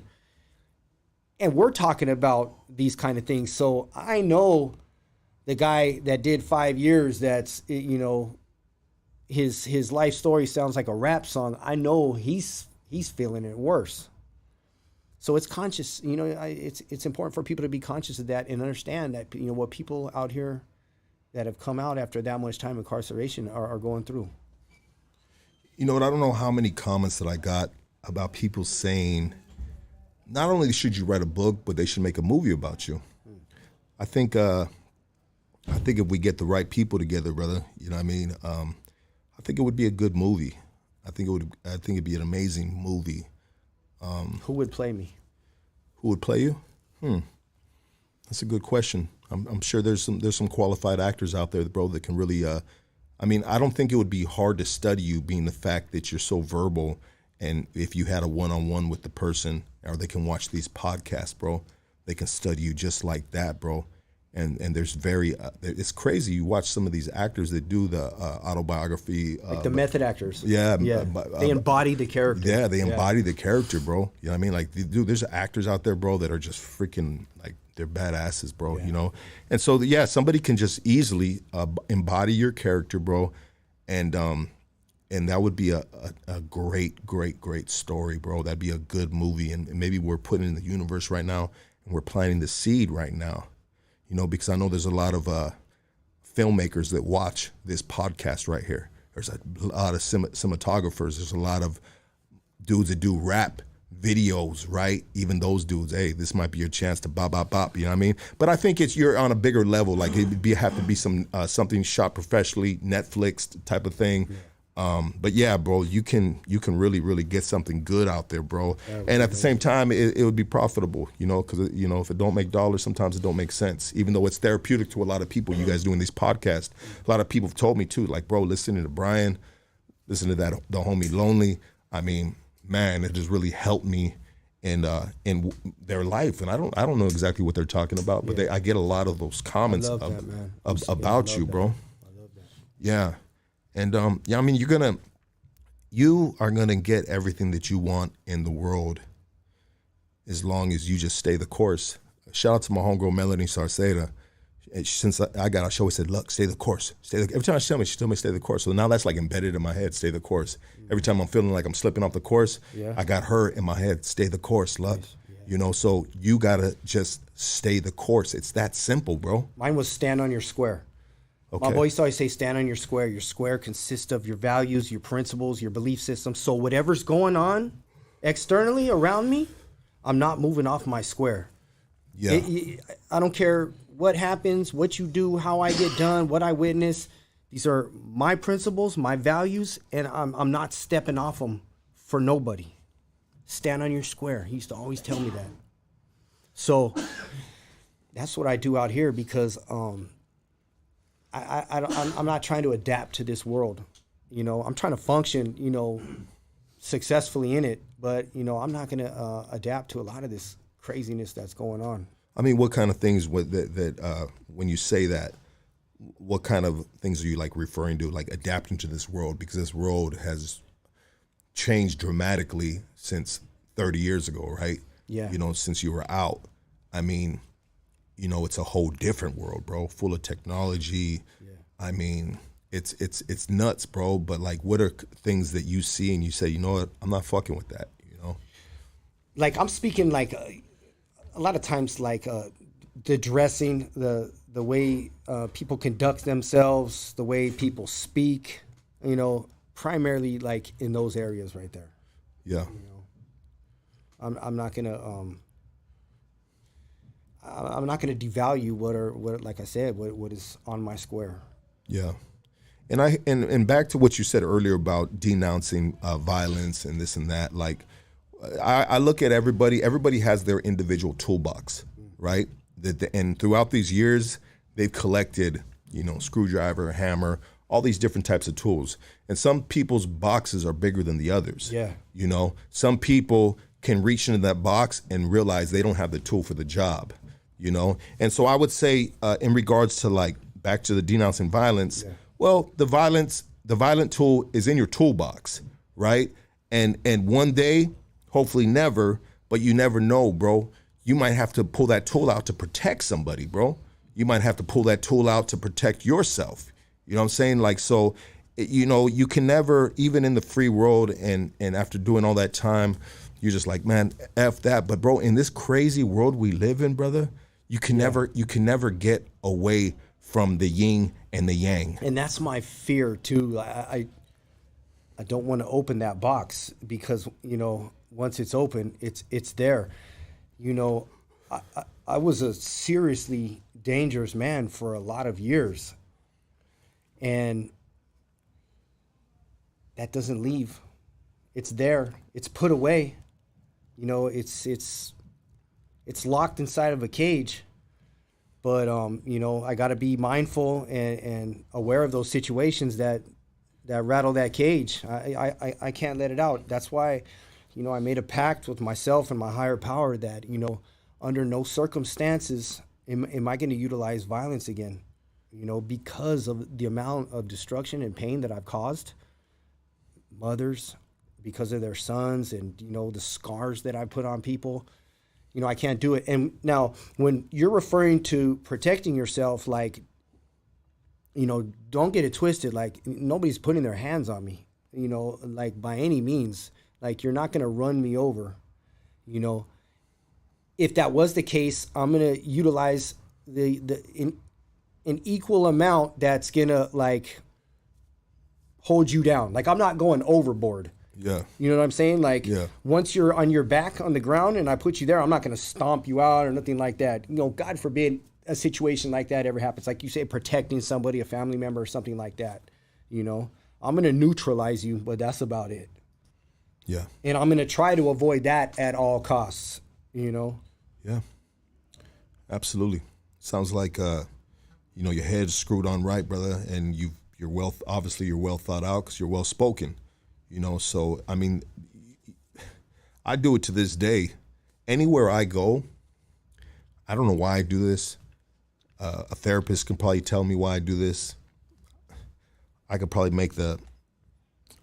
tell it too, bro. You know, it doesn't take a therapist after living with oneself for so long, right? Yeah.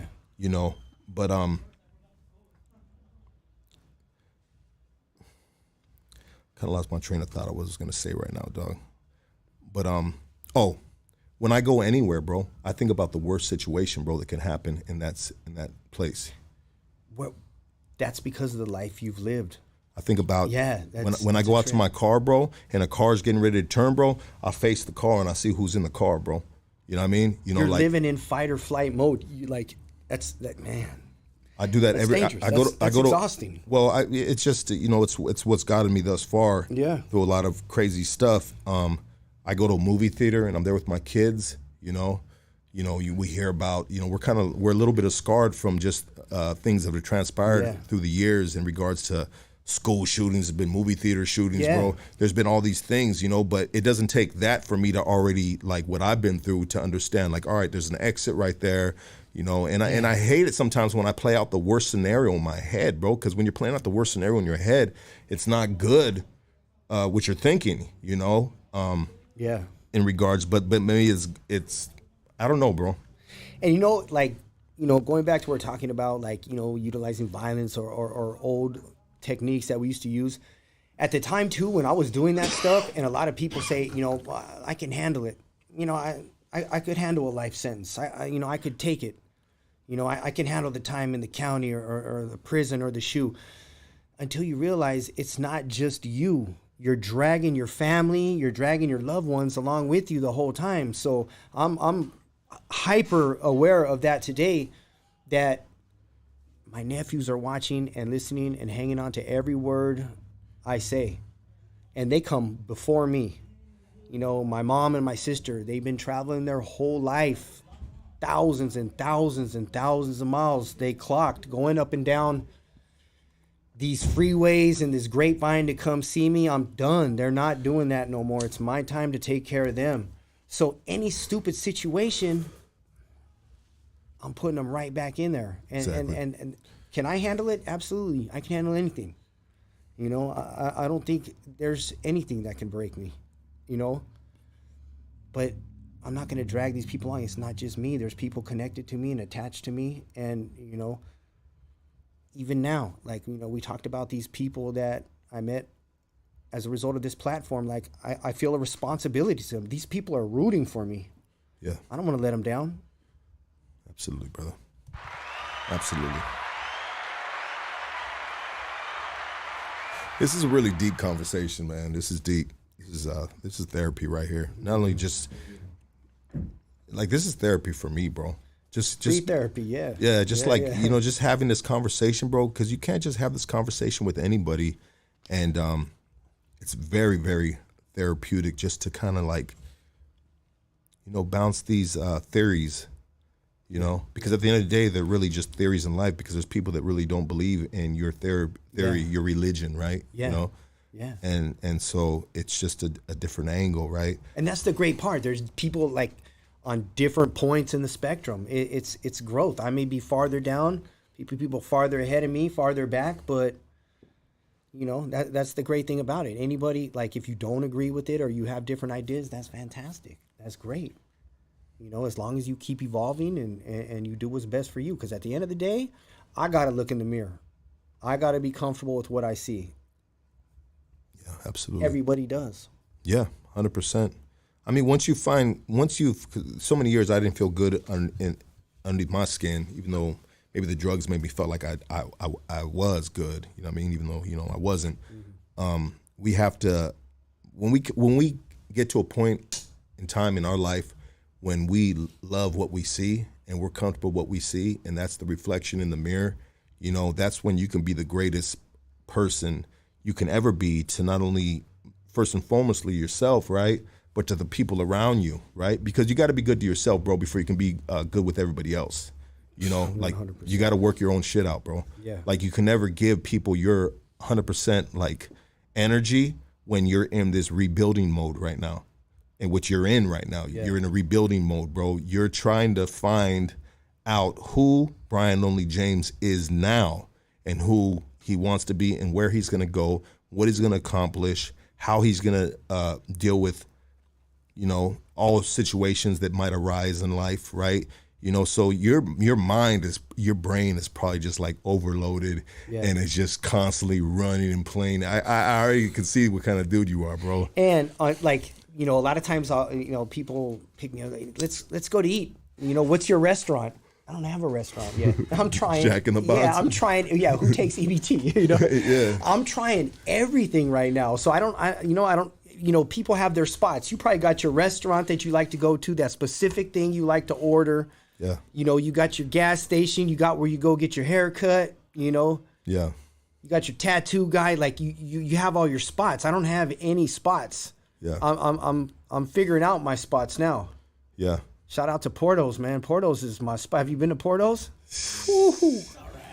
Get out of here, bro. Portals is bomb, bro. Yeah. Portals Wow. is super bomb. I love Portals. I think Frankie's kind of like a tomahawk steak type of guy. You know what I mean? Yeah. Yeah, Frankie's on another level, bro. You know what I mean? But Portals, bro, is super fire, bro. Yeah, it is. You know, how about this? Let's do some. Let me pay some bills, and then let's open the phone line. Sounds good. Yeah, let's open up the phone line.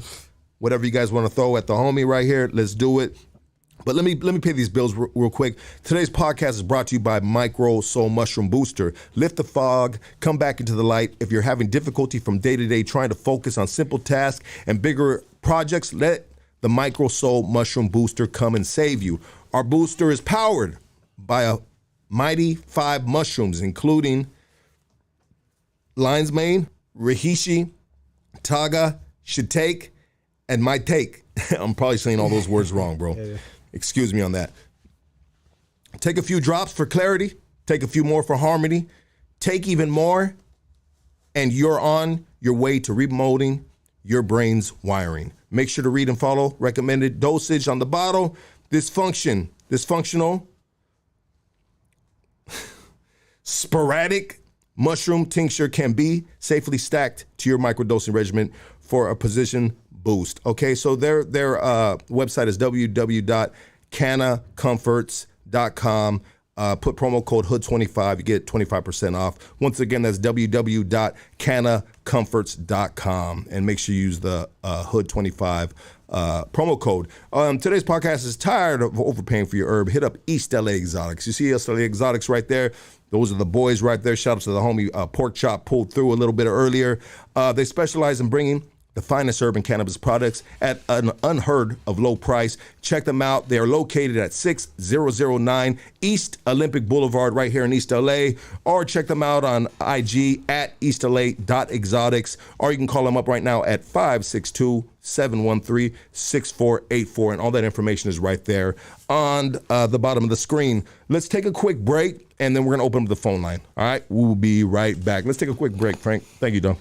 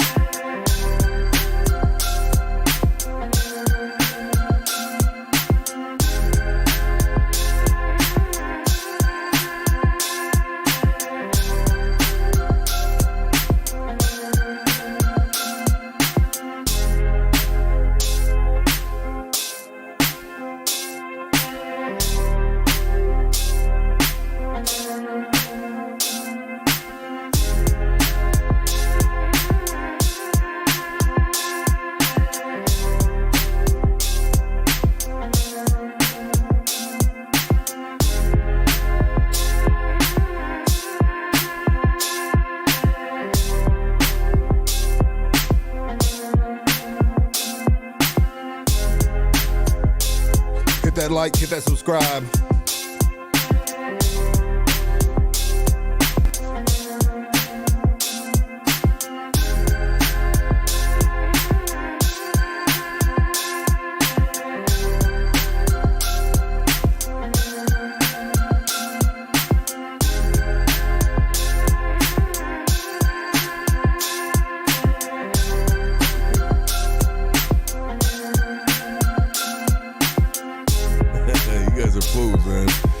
Looking at those comments, man. Those comments are crazy, dog.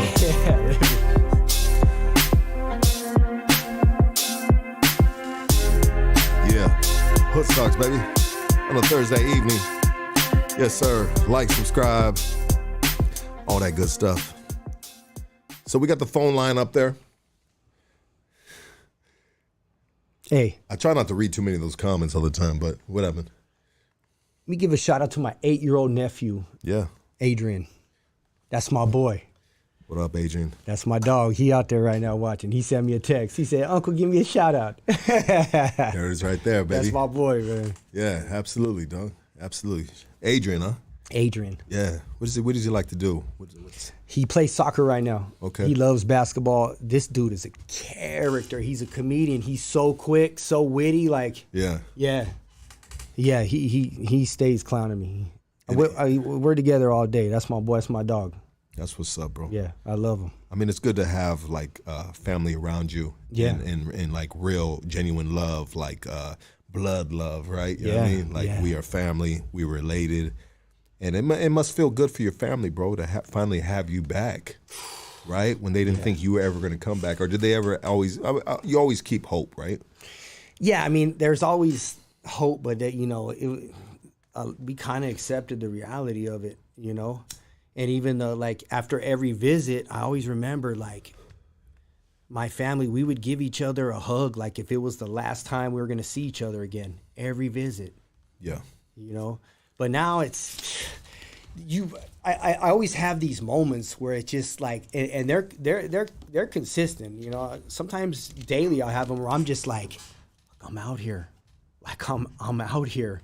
Like I just might be in the corner and just get goosebumps. Like damn, I'm out here. Like, and I have those moments, when I stay over at my mom's house and I'm up early. I still get up early and my mom comes in the bathrobe and sister and we're making coffee. Just small moments like we're just chilling at the kitchen table drinking coffee. That's dope. Oh, just conversating. You're on Hood Stocks. Go ahead, talk to us. What's up, Big Lug? It's Wolf homie from Monte. What up, Wolf? What's up, Lonely? Hey, what's up, Wolf? Aquí nomás. So I just want to do a big congratulations to both you bottles. This is the best conversation I heard, and I need to hear this conversation on Friday, dog, because it gave me my mind more on the right state of mind. You know what I mean? Right on. That's right, Wolf. But you guys are throwing the fire right now, doggy. Absolutely, What's brother. cracking lacking out there? Oh shoot, it's just all good, baby. I mean, it was a sunny day today, no rain. Still, you can still put a jacket on though, hoodie for sure. But everything That's is good, right. bro. Everything is good. I mean, the holidays are coming up, and we got Thanksgiving coming up, bro. These are your first holidays too. Yeah. Let's talk about that. Hey, Wolf, thank you, brother, for calling, bro. We know we love you, doggy. All right, Nah, Lonely, stay up, homie, and keep safe, homie, and keep it right, dog. You too, Lucky. Absolutely, brother. appreciate Thank you it, for always brother. supporting, brother. You've been since Take day care, I know one. it's late. Absolutely. Let me get this phone call. We'll talk about holidays. You're on Hood Stocks. Talk to us. Let me see. Hold on. Hello? Hello. Yeah. Hello. You live, What's baby. up, Lucky? What How up? you doing, Lucky? I'm good, brother. Hey, what's up, man? I'm calling from the 818, man. San Fernando Valley, Panorama City, bro. That's right, baby. Love, That's respect. right, man.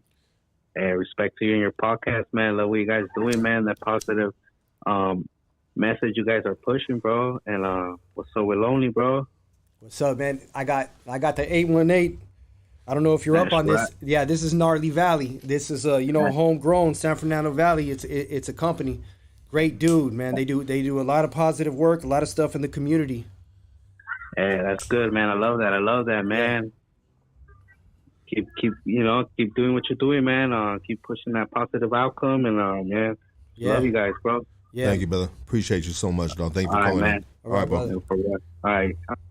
So we got holidays coming up, bro. We got Yeah. these first holidays out here, right? Thanksgiving. What are you gonna do for Thanksgiving? What did you do for Halloween? Let's ask that first. Halloween, I didn't have a pass for the night. Like, I wish I had an exciting story. I went to sleep at 8:30. Okay, yeah, it's all good. See, I mean, it's really for kids, bro. But then you can get some of them clubs, and you can. I mean, Yeah. it's a good time. It's your only chance when you're with your girl, bro. You can look at all the half naked chicks, Yeah. and they just be like, I'm just checking out her costume. Yeah, I'm man. admiring the costume. a nice But G-string. I think the Friday before, we went to a friend's Halloween party. Okay, Yeah, that's dope. I dressed up as a rapper. Who you think I was? Eminem. Oh, come on. I was. It was just too easy. You know? I couldn't do you like Vanilla Ice or Yeah. something like that, bro. Yeah. Eminem's hard, bro. Yeah, I was Eminem, and my mom and my sister were M&Ms. So, like, it was cool. It was a great party. We had fun, man. We played games. Like, it was really chill. It was a blast. Yahtzee. Yahtzee, yeah. But, the holiday, I'm psyched. So, my sister's going to cook the day before Thanksgiving. So, we're going to do the family thing there, which works out perfect because I'm going to work on Thanksgiving Day and get that time and a half. Okay. You know? But, yeah, I'm so psyched about it. Like, I love it. I like, especially for, it's all about family for me. My sister's a sick ass cook. Yeah. Yeah. I mean, what is she making you thus far that you can say she's a sick ass cook? Albondigas. Okay. The other day, killed it. Yeah. She even brought big old bowl to work. Like all my coworkers tore it up. Like, Damn. yeah, no. She makes like she has this thing called Dorito casserole. Fire. Like people like have tried it. Like it's like they're chasing it like it's crack. Yeah. Yeah. Sounds bomb, bro. I like to try it one day. Maybe one day. Yeah. Becky, let Lux get some of that Dorito casserole. She will come through. She'll do bro. that. I honestly, bro, I'd love that. It's bro. If you can make a casserole out of Doritos, I don't think you really fuck that up. You know what I mean? No, but there's a whole twist. Like it's not a spread. Like you're thinking squeezed cheese with the, no, it's a thing. There was even this dude, my boy Carlos told her one time, like, is there any amount of money I can pay you to where I can get like 4 of those a month? Yeah. You know what I mean? Like 100%. Yeah. Keep the Dorito casseroles coming. So yeah. Well, if you think about it, bro, Doritos are the god of potato chips, bro. Yeah. You know what I mean? What is the best potato chip in the world? And we can argue about hot Cheetos, right? But at the end of the day, bro, who is it? Frankie, what is it? Funyuns. Funyuns? Funyuns. Yeah, Funyuns is up there too, bro. That's hardcore stoner, right? Like Funyuns. Funyuns just, yeah, I love Funyuns. Hey, you're on Hoodstocks. Go ahead. What up? Let's see. Can I? Look. Are you having a seizure right now? What's going on, bro? Nah, fool. What seizure? No mames, güey. I'm just fucking with you, dog. Take it easy, dog. What happened? The homie was talking about the norteños and all that shit. You know what I mean? They give them their props and everything. Yeah, I give them their props. You know what I mean? I grew up in the Bay Area. You know what I mean? I went to juvenile hall. Right here in Alameda County. I grew up, you know what I mean, in the 90s right here in the Bay Area when it was cracking. You know what I mean? Like, yeah. And it was hard, fool. And it was hard for us. Yeah, I'm not gonna lie. It was hard for us, especially in the East Bay, because there wasn't that many homies out here. You know what I mean? Yeah. Speak on it, bro. And we had to put it down. Yeah. And yeah, we give them their respect, but you know what I mean, at the same time, we can't give them their the respect at the same time. You know what I mean? Like, you know what I'm saying, dog? No, you know I get it, bro. 100% get it, bro. You know what I mean? And, you know what I mean? Like, I don't know, homie. That's the way I feel. You know what I mean? Like, well, how about this? Let me say this, and this thought just came in my head. Any man that could potentially kill you, that you know they're capable of killing you, you got to have some type of level of respect. Yeah, and you're not going to be the biggest fan of them. Like, you know what I mean? Like, right? But what he's saying, like, you know what I mean? yeah, I mean, he's talking about being the Bay Area. He's front line out there. So yeah, his perspective is there. It is there. Like I completely. But let's say it like this: right here in L.A., bro. This is the front line of the gang bang capital, bro. You know what I mean? Yeah, where we go to jail with the homies that are on our side, bro. And we go hard on each other out here, bro. We go hard on each other out here, bro. And then we eat a spread with these cats, dog. You know what I mean? And then we fight wars with these cats, bro. You feel what I'm saying? Yeah. Do you understand that? I'm not gonna eat a spread with these foods. You know what I'm saying? But I'm gonna eat spreads with cats that I'm out here. Once upon a time ago, dog. We trying to get each other, homie. You know what I mean? But I'm eating spreads, so it's a different dynamic, bro, from out there, bro. So when you come into the system, you don't gotta eat nothing with your enemies, and all the dudes you're with, bro. Most of them are not your enemies from the streets, bro. True that, you know what I mean? But, you know what I mean? I had a T number. So, you know what I mean? You're old school. You know what I mean? You're old school. Yeah. You're old school. You got a C number, dog. He said a C number? You say a C number? T number. A T number, okay. That's like early 2000s. Well, I got a J94506 and I got a T89010, dog. I got a T number too, dog. JK before the... T40840, my bro. You know what I mean? Say it one more time, dog, so we can run those digits right now, homie. No, just messy, bro. He's like T. He's like T's and Tom. Nah, I'll mess with you, my G. What's up, run my shit? Hey, brother, but check it out. No, stop it, brother. I'm just fucking around, dog. So what I'm saying though, bro, is when the guys on this side of the state say this, bro, they say that for that, bro. You know what I mean? Like, bro. So we're out here. And we're getting each other, bro. But we go in and we're with each other, bro. You know what I mean? Yeah. So think about that, bro. I know. You know, I'm next door to a dude that killed my homie, bro. You feel me, dog? Yeah. But I'm fighting with this dude now. So it's a different dynamic, bro. Yeah. And the homies from up north should never feel bad or should feel any way, dog, when the homies that have been through what like homies been through, a lot of homies out here have been through, and they speak on a level of respect, right? It's always got to be there, bro. Yeah.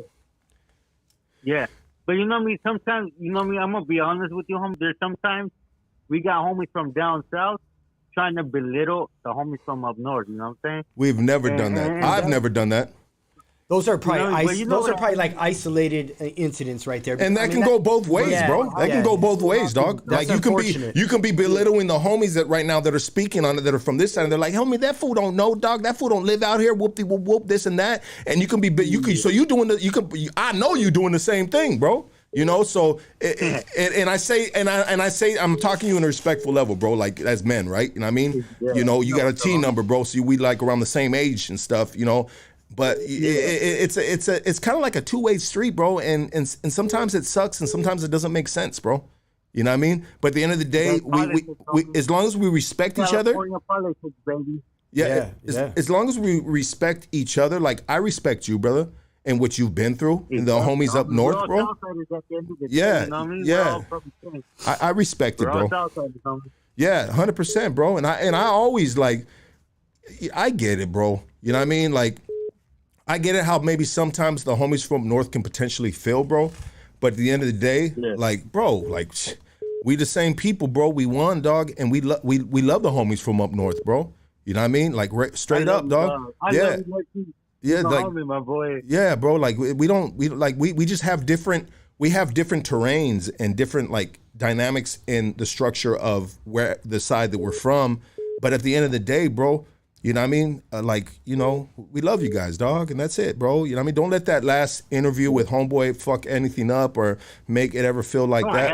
Yeah, dog. Like, I love my bro. Every time I told the homie when I had him on here, I said, bro, every time I've been in the penitentiary, bro, I've had a homie from up north, dog, in the Ronfla, dog, and he was always like, he was just always a dope homie, bro. Never, not one time was like, oh, this was a fucking lame, dog. Like, nah, he was one of the boys, dog, and we treated him equally, bro. But we give him shit, you know what I mean? But that's just what we do sometimes, you know. We give each other carilla and shit. I know how the game runs. I know you do. Done that, homie, bro. Yeah. You know what I mean? And I'm just saying, you know what I mean?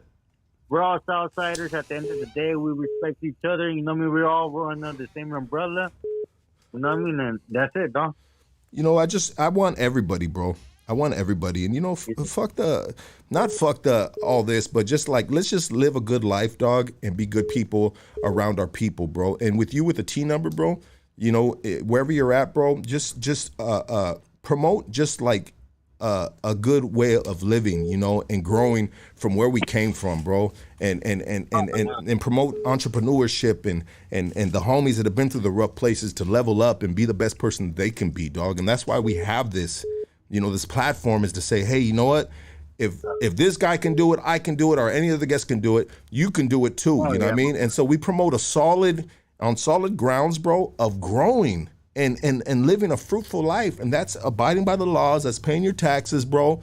You know, that's functioning in the world and growing up, right? You know? And that's a good thing about this life and now, because we didn't have this shit 10 years ago, my boy. We didn't have a fucking platform like this, what you have right now, and we appreciate what you're doing, Lucky. It's probably the first one, bro.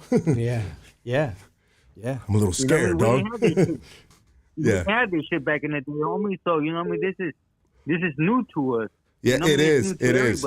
It's new to everybody, and everybody's trying to figure out if they like it or not, right? Yeah, exactly. They're trying to figure out, like, we're growing, homie. Yeah, they're trying to figure out from this shit, you know? Yeah, and this is what it's supposed to promote, bro. Like, when I have this guy, dog, when I have the caliber of this man right here on this podcast, bro, dude, if you really listen, he is dropping you game, he's dropping gems, and and even when he shares dark times, if you really hear the moral, the end of the story is to promote better times, growth, you know.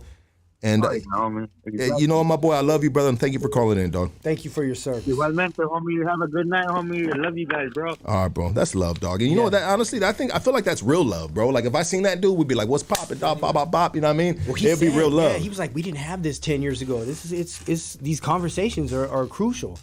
You're on Hood Stocks. Talk to us. Hey, man.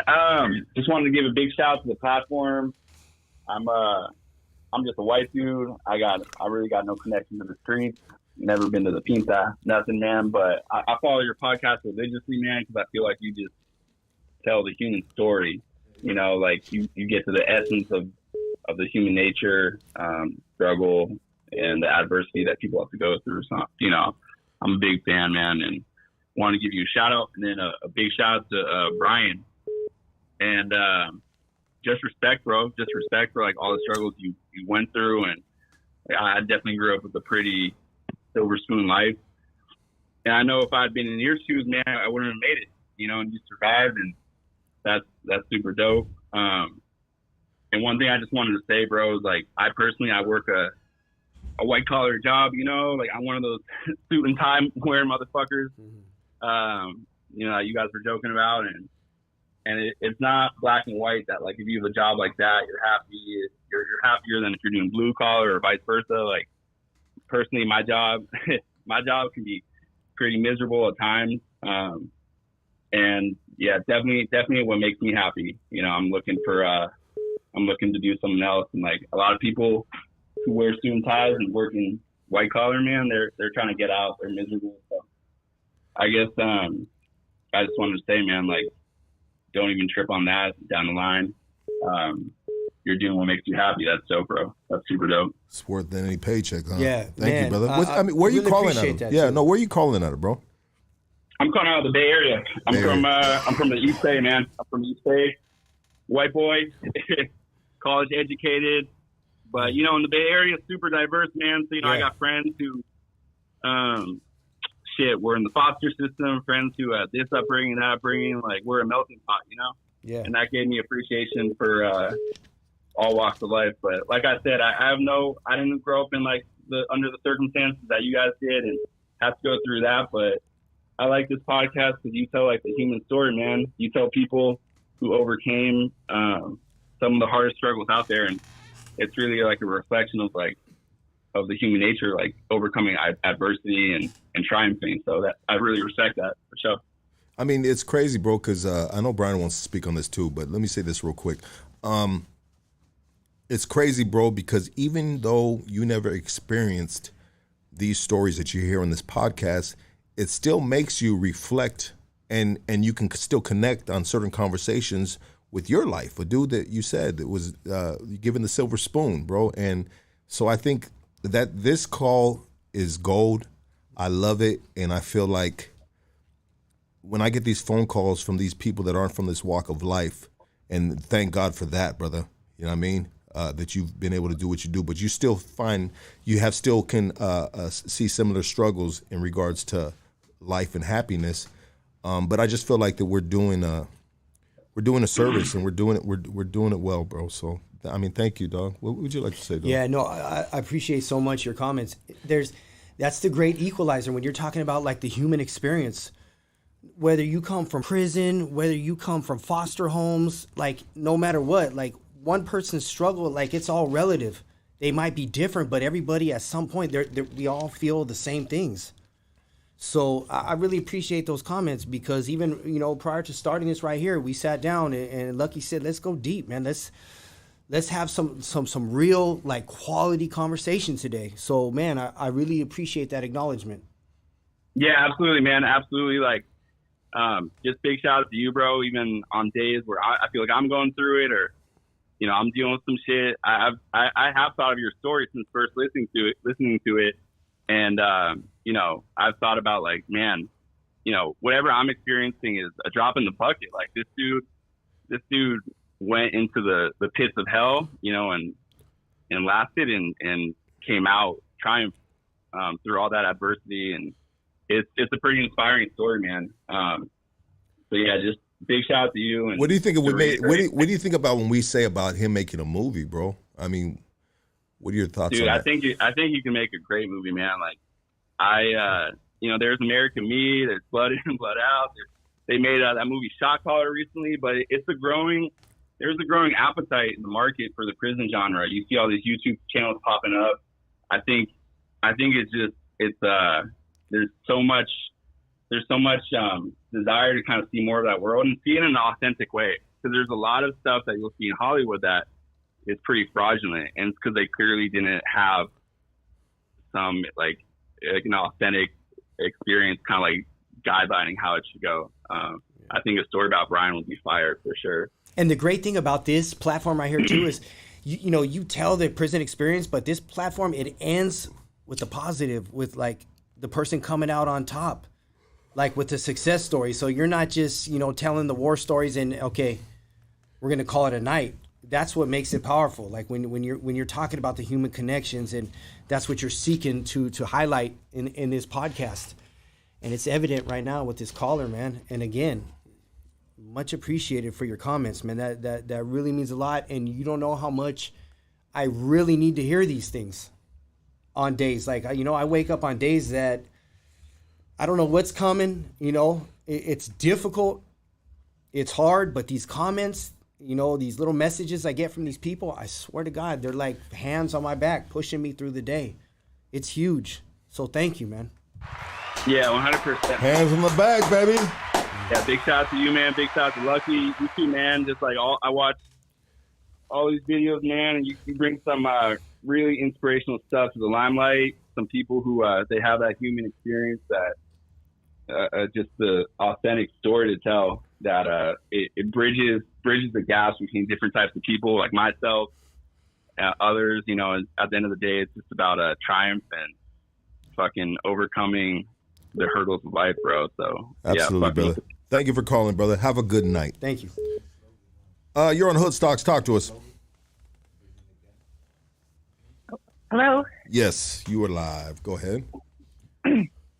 Hey, how's it going? It's going good. 4%. Yeah.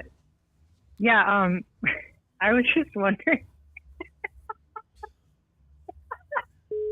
Oh, sounds like a stalker, bro. You got a stalk on your hands, dog. I just want him to hear my voice. Oh, she hung up? She hung up, yeah. She got stage fright, probably, bro. Yeah. It's that was that was the 4% right there? That was the 4%, bro. Yeah. See what happens when the 4% calls, bro? Fun with the ball, bro. I'm kind of glad she did. She said, I don't know what was coming. Yeah, I mean, I was interested in what was coming. Call back. No, I'm not going to call her back, sir. And so, I mean, where do you see yourself in a few years, bro? And I don't want to hit you with the whatever, 5 years, 10 years. Yeah. I mean, let's get this calling, but I want to see where we're going to be, where you see yourself at, and You're on Hood Stocks. Talk to us. What's up? Is Lucky? Yes, sir. Hey, shout out to the homie Lonely, man. Cool story, man. Thank you. Lucky, when Kanye's talking about the Jews and stuff, man, I felt that, man. You thought about me, dog. Hey, but you made it when the Woodstock on and give you your props, carnal. Thank you, brother. Thank you, dog. That's what's up. Like, hey, look, you shining, my boy, you shining. I'm just trying. I'm. You know what, bro? We're shining, bro. You know what I mean? Oh, you shining, dog. They all copying you. They all taking phone calls down, man. They trying to take the formula. They can't do that. You know what I'm saying? Hey, bro. We're on top, boy. Thank you, brother. Thank you, dog. All right, brother. For sure. That was dope, dog. Yeah. That was just love right there. Yeah, it was. Where do you see yourself, bro? Like, you know what I mean? You're going through these emotions about, just feeling, not feeling up to par of where you'd like to be at in a short time that you've been out, that any of us look at and we're like, well, bro, you're not going to be there yet, dog. I mean, you got to take the hard route. Why? Because you don't have someone's going to dump a freaking business on your lap or a Lamborghini in your driveway and all this other stuff. So you got to take a difficult, methodical route, which I think is necessary, bro. Yeah. Which we talked about. But where do you see yourself? Like, what is it, bro? Like, what's the big picture, bro? I mean, do you want to have kids? I mean, what is it, bro? So, I have somewhat of a mentor to me, Robert, and former lifer.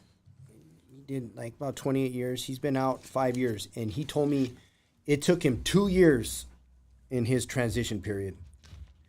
So it's funny that you threw that number out there. So in 2 years, I hope to have developed, Self-worth. Always working on that. Yeah. I'm always working on that. I'm like anybody, with especially out here, your insecurities are triggered. You sometimes feel less than. That's just a part of life. I'm able to recognize those and counteract them, with the tools that I have, that I've gained, and the great people around me. But I want to be settled in. Like, I have my family in my corner. I have an amazing woman in my corner. I'd like to have my own space, my own living environment that I can call my own. What I want in life is simple. Like, I want to go to work. I want to work as hard as I can. And I want to come home at the end of the day, kick my shoes off, go out to eat, with my girl, with my family, just spend quality time and just enjoy life, just enjoy freedom. Because these feelings that I'm having of, damn, I'm really out here. Like, I don't think they're ever going to go away. And it's an unimaginable feeling. Like, it's a free high and there's no hangover. You know what I mean? And it don't cost. I mean, it did cost. I paid my dues, but but that's it. Like, I want a simple life. I want my car. I want a good credit score. That's it.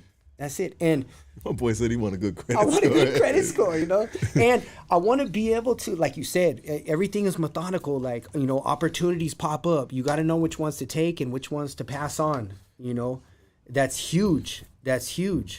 So, I want to be able to recognize those opportunities that are going to propel me to the next level. And I'm somebody that's like, super vigilant, hyper aware, like, of when those things happen. I'm going to take that rock and I'm going to run with it. I mean, you see all these, let's just break it down to the basics. Like, these are just like basic aspirations. Yeah. Goals. I mean, so when you're at the bus stop, bro, or you're at the train station, wherever you're at, and you see cars, right? What kind of car would you want to get right now, bro? Like, what cars attract your attention? Like, man, I can see myself in that. There's like, I saw like what is it, an F-250? Those trucks? Yeah. Those things are chunky, like, But the gas, bro, the gas is horrible, bro. You got to think about the gas, bro. There's an F-350 too, huh? What do you need that for, sir? I'm trying to barrel down the street, but the F-250, I mean, like that's the one. Like, I was on the freeway the other day in traffic, and there was one next to me, and I was just like, damn, like, I looked it up on CarMax or something like that. I was like, okay, yeah. So, CarMax is a little expensive. You go through Car Gurus. CarMax is always expensive, bro. Honestly, and people don't even realize this. You know, the cheapest place to buy a car is on a freaking real car lot, bro. And I'm talking if it's Ford, if it's Chevy. I mean, you can buy something at some bootleg ass car lot, but honestly, everything you get in these other real dealerships, bro, which I've experienced myself, bro. Yeah. The best buys I've gotten, bro, are at the big dog lots. And the dudes trying to burn me, bro, and get over me, bro, on the mom and pop little lots, bro. Right here down the street on Atlantic Boulevard, bro. They're gonna rape you, bro. They're gonna rape you for the car, bro. Hey, unless you got cash on you. Yeah. If you got cash, then you got room for negotiation, baby. But rather than that, bro, if you're going there with a little fucking 1500 down on the down, bro, they're gonna get you. You gotta go to the big car lots, bro. You get the best deals, bro. And I'll say that. Let's take this phone call right here, bro. You're on Hood Stocks. Talk to us. Hey, fuck you, Lucky. I love you too, doggy. Kiss me in my mouth right now. Thank you. Have a good night, Lucky. Much love, you guys. Hood Stocks from Vegas. Okay. That was kind of gay, bro. That you was blew bad. a kiss and said, see you later, bro. Oh, come on, bro. You got to give a question, bro. You putting me on a weird position right now, bro. Hey, Ryan, just show some love. My bad, dude. Nah, you're all good, baby. You out of Las Vegas? Yeah, right here, posting in Vegas where I live out here. That's what's up, baby. Thank you, dog, for tuning in, baby. You know we love Vegas, baby. I mean, you'll find the most dudes from California in Vegas, bro. Yeah. 100%. Yeah, bro. I'm originally from Nevada, so you There already it is know. there, dog. You know what I mean? Where the dudes go? I'm going to change my life. I'm going to Vegas. Next thing you know, they running amok, bro. I'm going to AZ. Next thing you know, they ain't fucking, they're in motherfucking, what was that prison I was in out there? Fucking, I want to think about the Florence. Next thing you know, you're in Florence State Prison. Yeah. All right, brother. Thank you for calling, dog. And you know what? These conversations, these simple conversations, bro, of just like, and they're very, like, as a 45-year-old man, bro, you know these feelings you're having, bro, are very, I don't want to use the word childish because it sounds disrespectful, but very, I don't want to say that word either because that sounds disrespectful. But you're having these feelings as a 45-year-old man that did 30 years, and you know who has these feelings, bro? 17, 18-year-old kids, bro. You know, and so I don't say that with any disrespect, bro. It's a trip that you say that because if you've never like been conscious of these things or dealt with these feelings, then they never evolve. Like I came out here as a 17, 16-year-old kid, you know, and sometimes I forget in my mind, like it's a trip. Like I got to remind myself. So, I mean, you're spot on saying that. Yeah, absolutely, bro. And I'm glad you. The way I left is the way I came out. Like I came out here with built-in tools and coping skills, but I haven't executed on any of them out here. Like I'm doing this real live time right now. On the fly. Yeah. Let's get this phone call right here. You're on Hood Stocks. Talk to us. They hung up. It looked like it was I see all those kissing emojis, you bastards. These guys don't let me slide on nothing. You know, we play and we have fun right here, bro. But yeah, no, absolutely. Let's hear this call again. You're on Hood Stocks. Go ahead. Hey, what up, man? I just wanted to say what's up to Hood Stocks. Showing love all the way from Washington. Hey. That's right, baby. Much love in Washington. How's the weather out there right now? Shit, it's fucking cold, dog. Fucking cold out here, dog. Hella cold. What's up with over there in California? How's the weather over there? It's probably not as cold as it is in Washington, right? No way. I mean, what is cold in Washington, bro? What is cold? Negative. Like, you're talking negative degrees. It doesn't get in the negative. Okay, it gets in like in the 29s and shit like that. That's negative in California, sir. That's ice cold, bro. Yeah. That's, I can't even see my dick in that cold, bro. You know what I mean? Yeah. That motherfucker go! Oh, that motherfucker's in hibernation. Man, Retreated. I just wanted to call in, say what's up to Hood Stocks, what's up to motherfucking that fool Lonely. You know, hopefully everything's going good for you, homeboy, and nothing but love. Yeah, likewise. Right back at you, bro. Oh yeah, that's what's up. Hola pues. You guys All right, have a brother. good night. You as well, brother. All right. Thank you, Don. All right, later. I mean, as you out here now, bro, you realize that it's such a materialistic world. Not that it never was not a materialistic world, because I think Madonna had that first song, Material Girl. You know, I mean, if you're our age, right? My older sister who always played that album. She had the actual albums, right? Yeah. But as you're in this world now, bro, and it's just not all about having a packed locker with soups and chili beans and stuff like that. Now the material world has just freaking opened up into a crazy universe. I mean, do you see certain things you're like, man, I want that right there. I can't. I mean, are you wanting more than what you're getting? I mean, I know you probably are, bro, because the way. I mean, I'm content. You know, things that may seem like, you know, somewhat small to some. I walked in, you blessed me with a tracksuit, some hats, and some shirt. Like, that's huge for me. That's huge. That's huge for me, because like I'm literally building like my clothing connection. So like I'm literally like, I'm gonna cherish that. Like, that means a whole lot to me. But like, I love Jordans, man. That's like my thing. Like, you know, that's an expensive shoe right there. You know. Yeah. You know, I've got a few pairs. I had a friend of mine get me a few pairs, but yeah. I mean, mostly my money that I want to do are experiences. You know, Disneyland. I want to take my nephews to Disneyland, to Knott's Berry Farm, you know, stuff like that, rather than the material stuff. Don't get me wrong. I do like to dress and look good, because, you know, you feel good, and, you know, there's nothing better like standing in that full-length mirror like, damn. Yeah, I'm doing my thing. Yeah, you know? Absolutely. But for me, it's more about experiences. Like, I want to build memories, and, you know, I'm trying to make up for a lot of lost time. Yeah, I feel that, bro.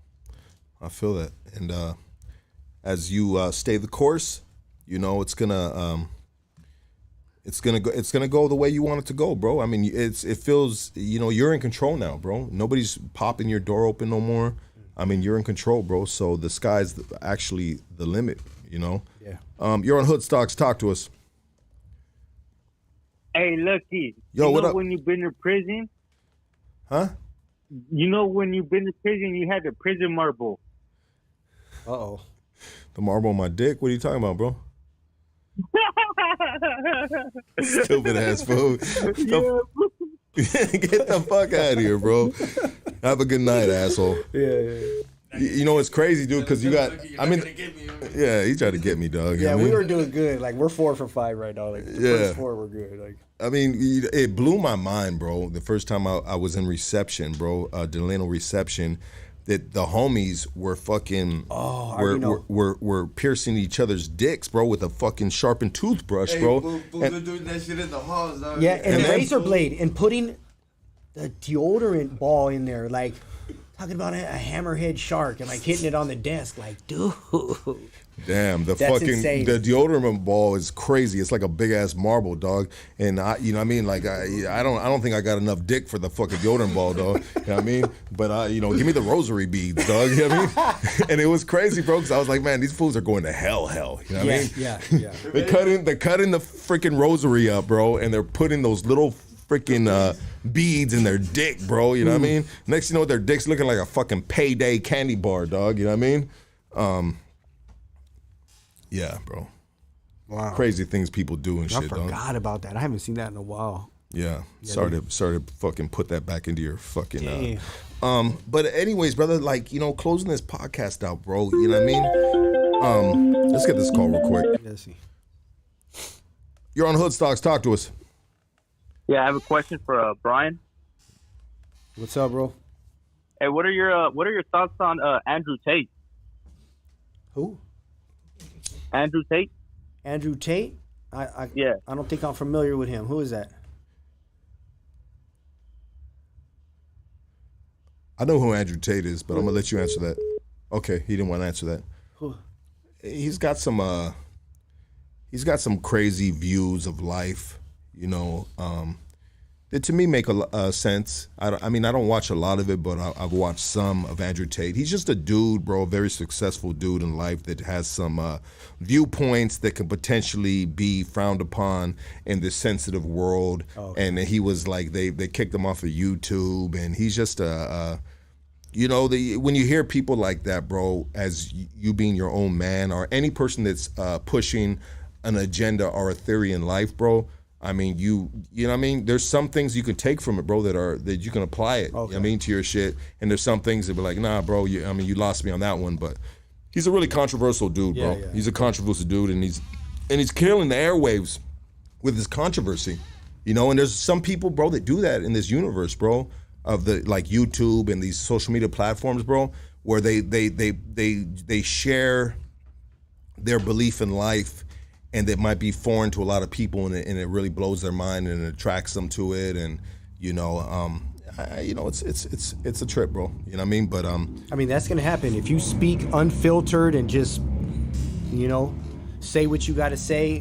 Don't sugarcoat. Then yeah, I mean, you're gonna get that blowback. And that's 100% what he's gotten. He's spoken very unfiltered, and there's different levels of being unfiltered. Like dumbass Kanye West is so fucking chemically unbalanced, unfiltered, bro, that he's losing all his deals and everything like that on just like on conversations that you can potentially just have behind closed doors, bro, with people that you're good with, you know, and instead of just like, you know, people are really offended these days with a lot of things.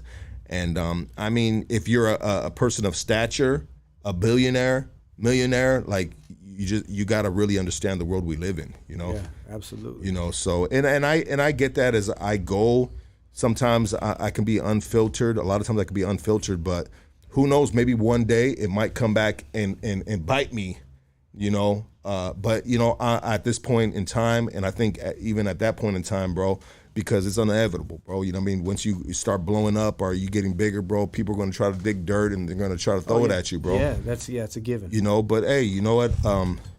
You know, life is a journey. It's a process, bro. And like we said earlier, we're forever evolving, bro. So, you know, it is what it is, bro. It's this time in life we live in. You're on Hood Stocks. Talk to us. Yo, what up? Te mando saludos. What up, doggy? Saludos, my boy, de mi huevos peludos. Yeah. What's cracking, doggy? You got a Okay, that was it. There it is there. But where we at? We're about 2.5 hours in this, brother. Like, is there anything else, bro, that you wanted to like express or share on the platform, bro? You know, any more thoughts of, you know, the transition in life that you've been on, bro, the journey? You know, any points that you'd like to make, brother? Just for, I mean, you know, just for people to be open-minded, you know, to strive for something better, you know, like that's the essence of my story right there. Like I was literally in a hopeless situation. I'm doing life in prison. You know, I'm in the SHU, which is a prison inside of a prison. I'm dealing with heroin addiction, which is another in prison, a self-imposed, self-designed prison. So I've been in the darkness. I've been in the pits, like feeling suicidal, you know, losing family members. Like life is too brutal and there's no rewards for it. So strive, just look for something greater, man. That's it. Like look for something greater in life. Like, you know, I'm starting from scratch at 45. It's day by day, but I got my health, I got my family, you know, I got good friends, good opportunities. Life's short, man. Just strive for something that makes you happy. There's not much time for this anger and resentment. Like this stuff eats your soul. It's like giving somebody else poison, and, you know, you drinking poison and expecting the other person to die, you know? So that's my main message right there. Absolutely, brother. Well, it's been dope having you on here, brother. You know, if anybody wants to get a hold of Brian, how can they contact you, brother? You could go to my Instagram. It's freebliss1, FREEBLIS1. And I like I said, I met some like amazing people. I've got some amazing comments. I like interacting with people, and yeah, I'd like to hear from you. Absolutely. Everybody give it up for Brian Lonely James. Yes, this has been good, brother. It's been a good conversation, bro. Yeah, thank you. This has been good, bro. I mean, for myself as well, bro. And I hope you guys got something out of it as well. Thank you so much. Like, subscribe, holler at the homie right here on his Instagram. It will be in the description. Check out East LA Exotics right there. They take care of us right here, so we want to take care of them as well. We thank you guys for your individual support and giving us your time and your day and your night, which is valuable, and we respect it. So thank you so much. Yes. We are out of here.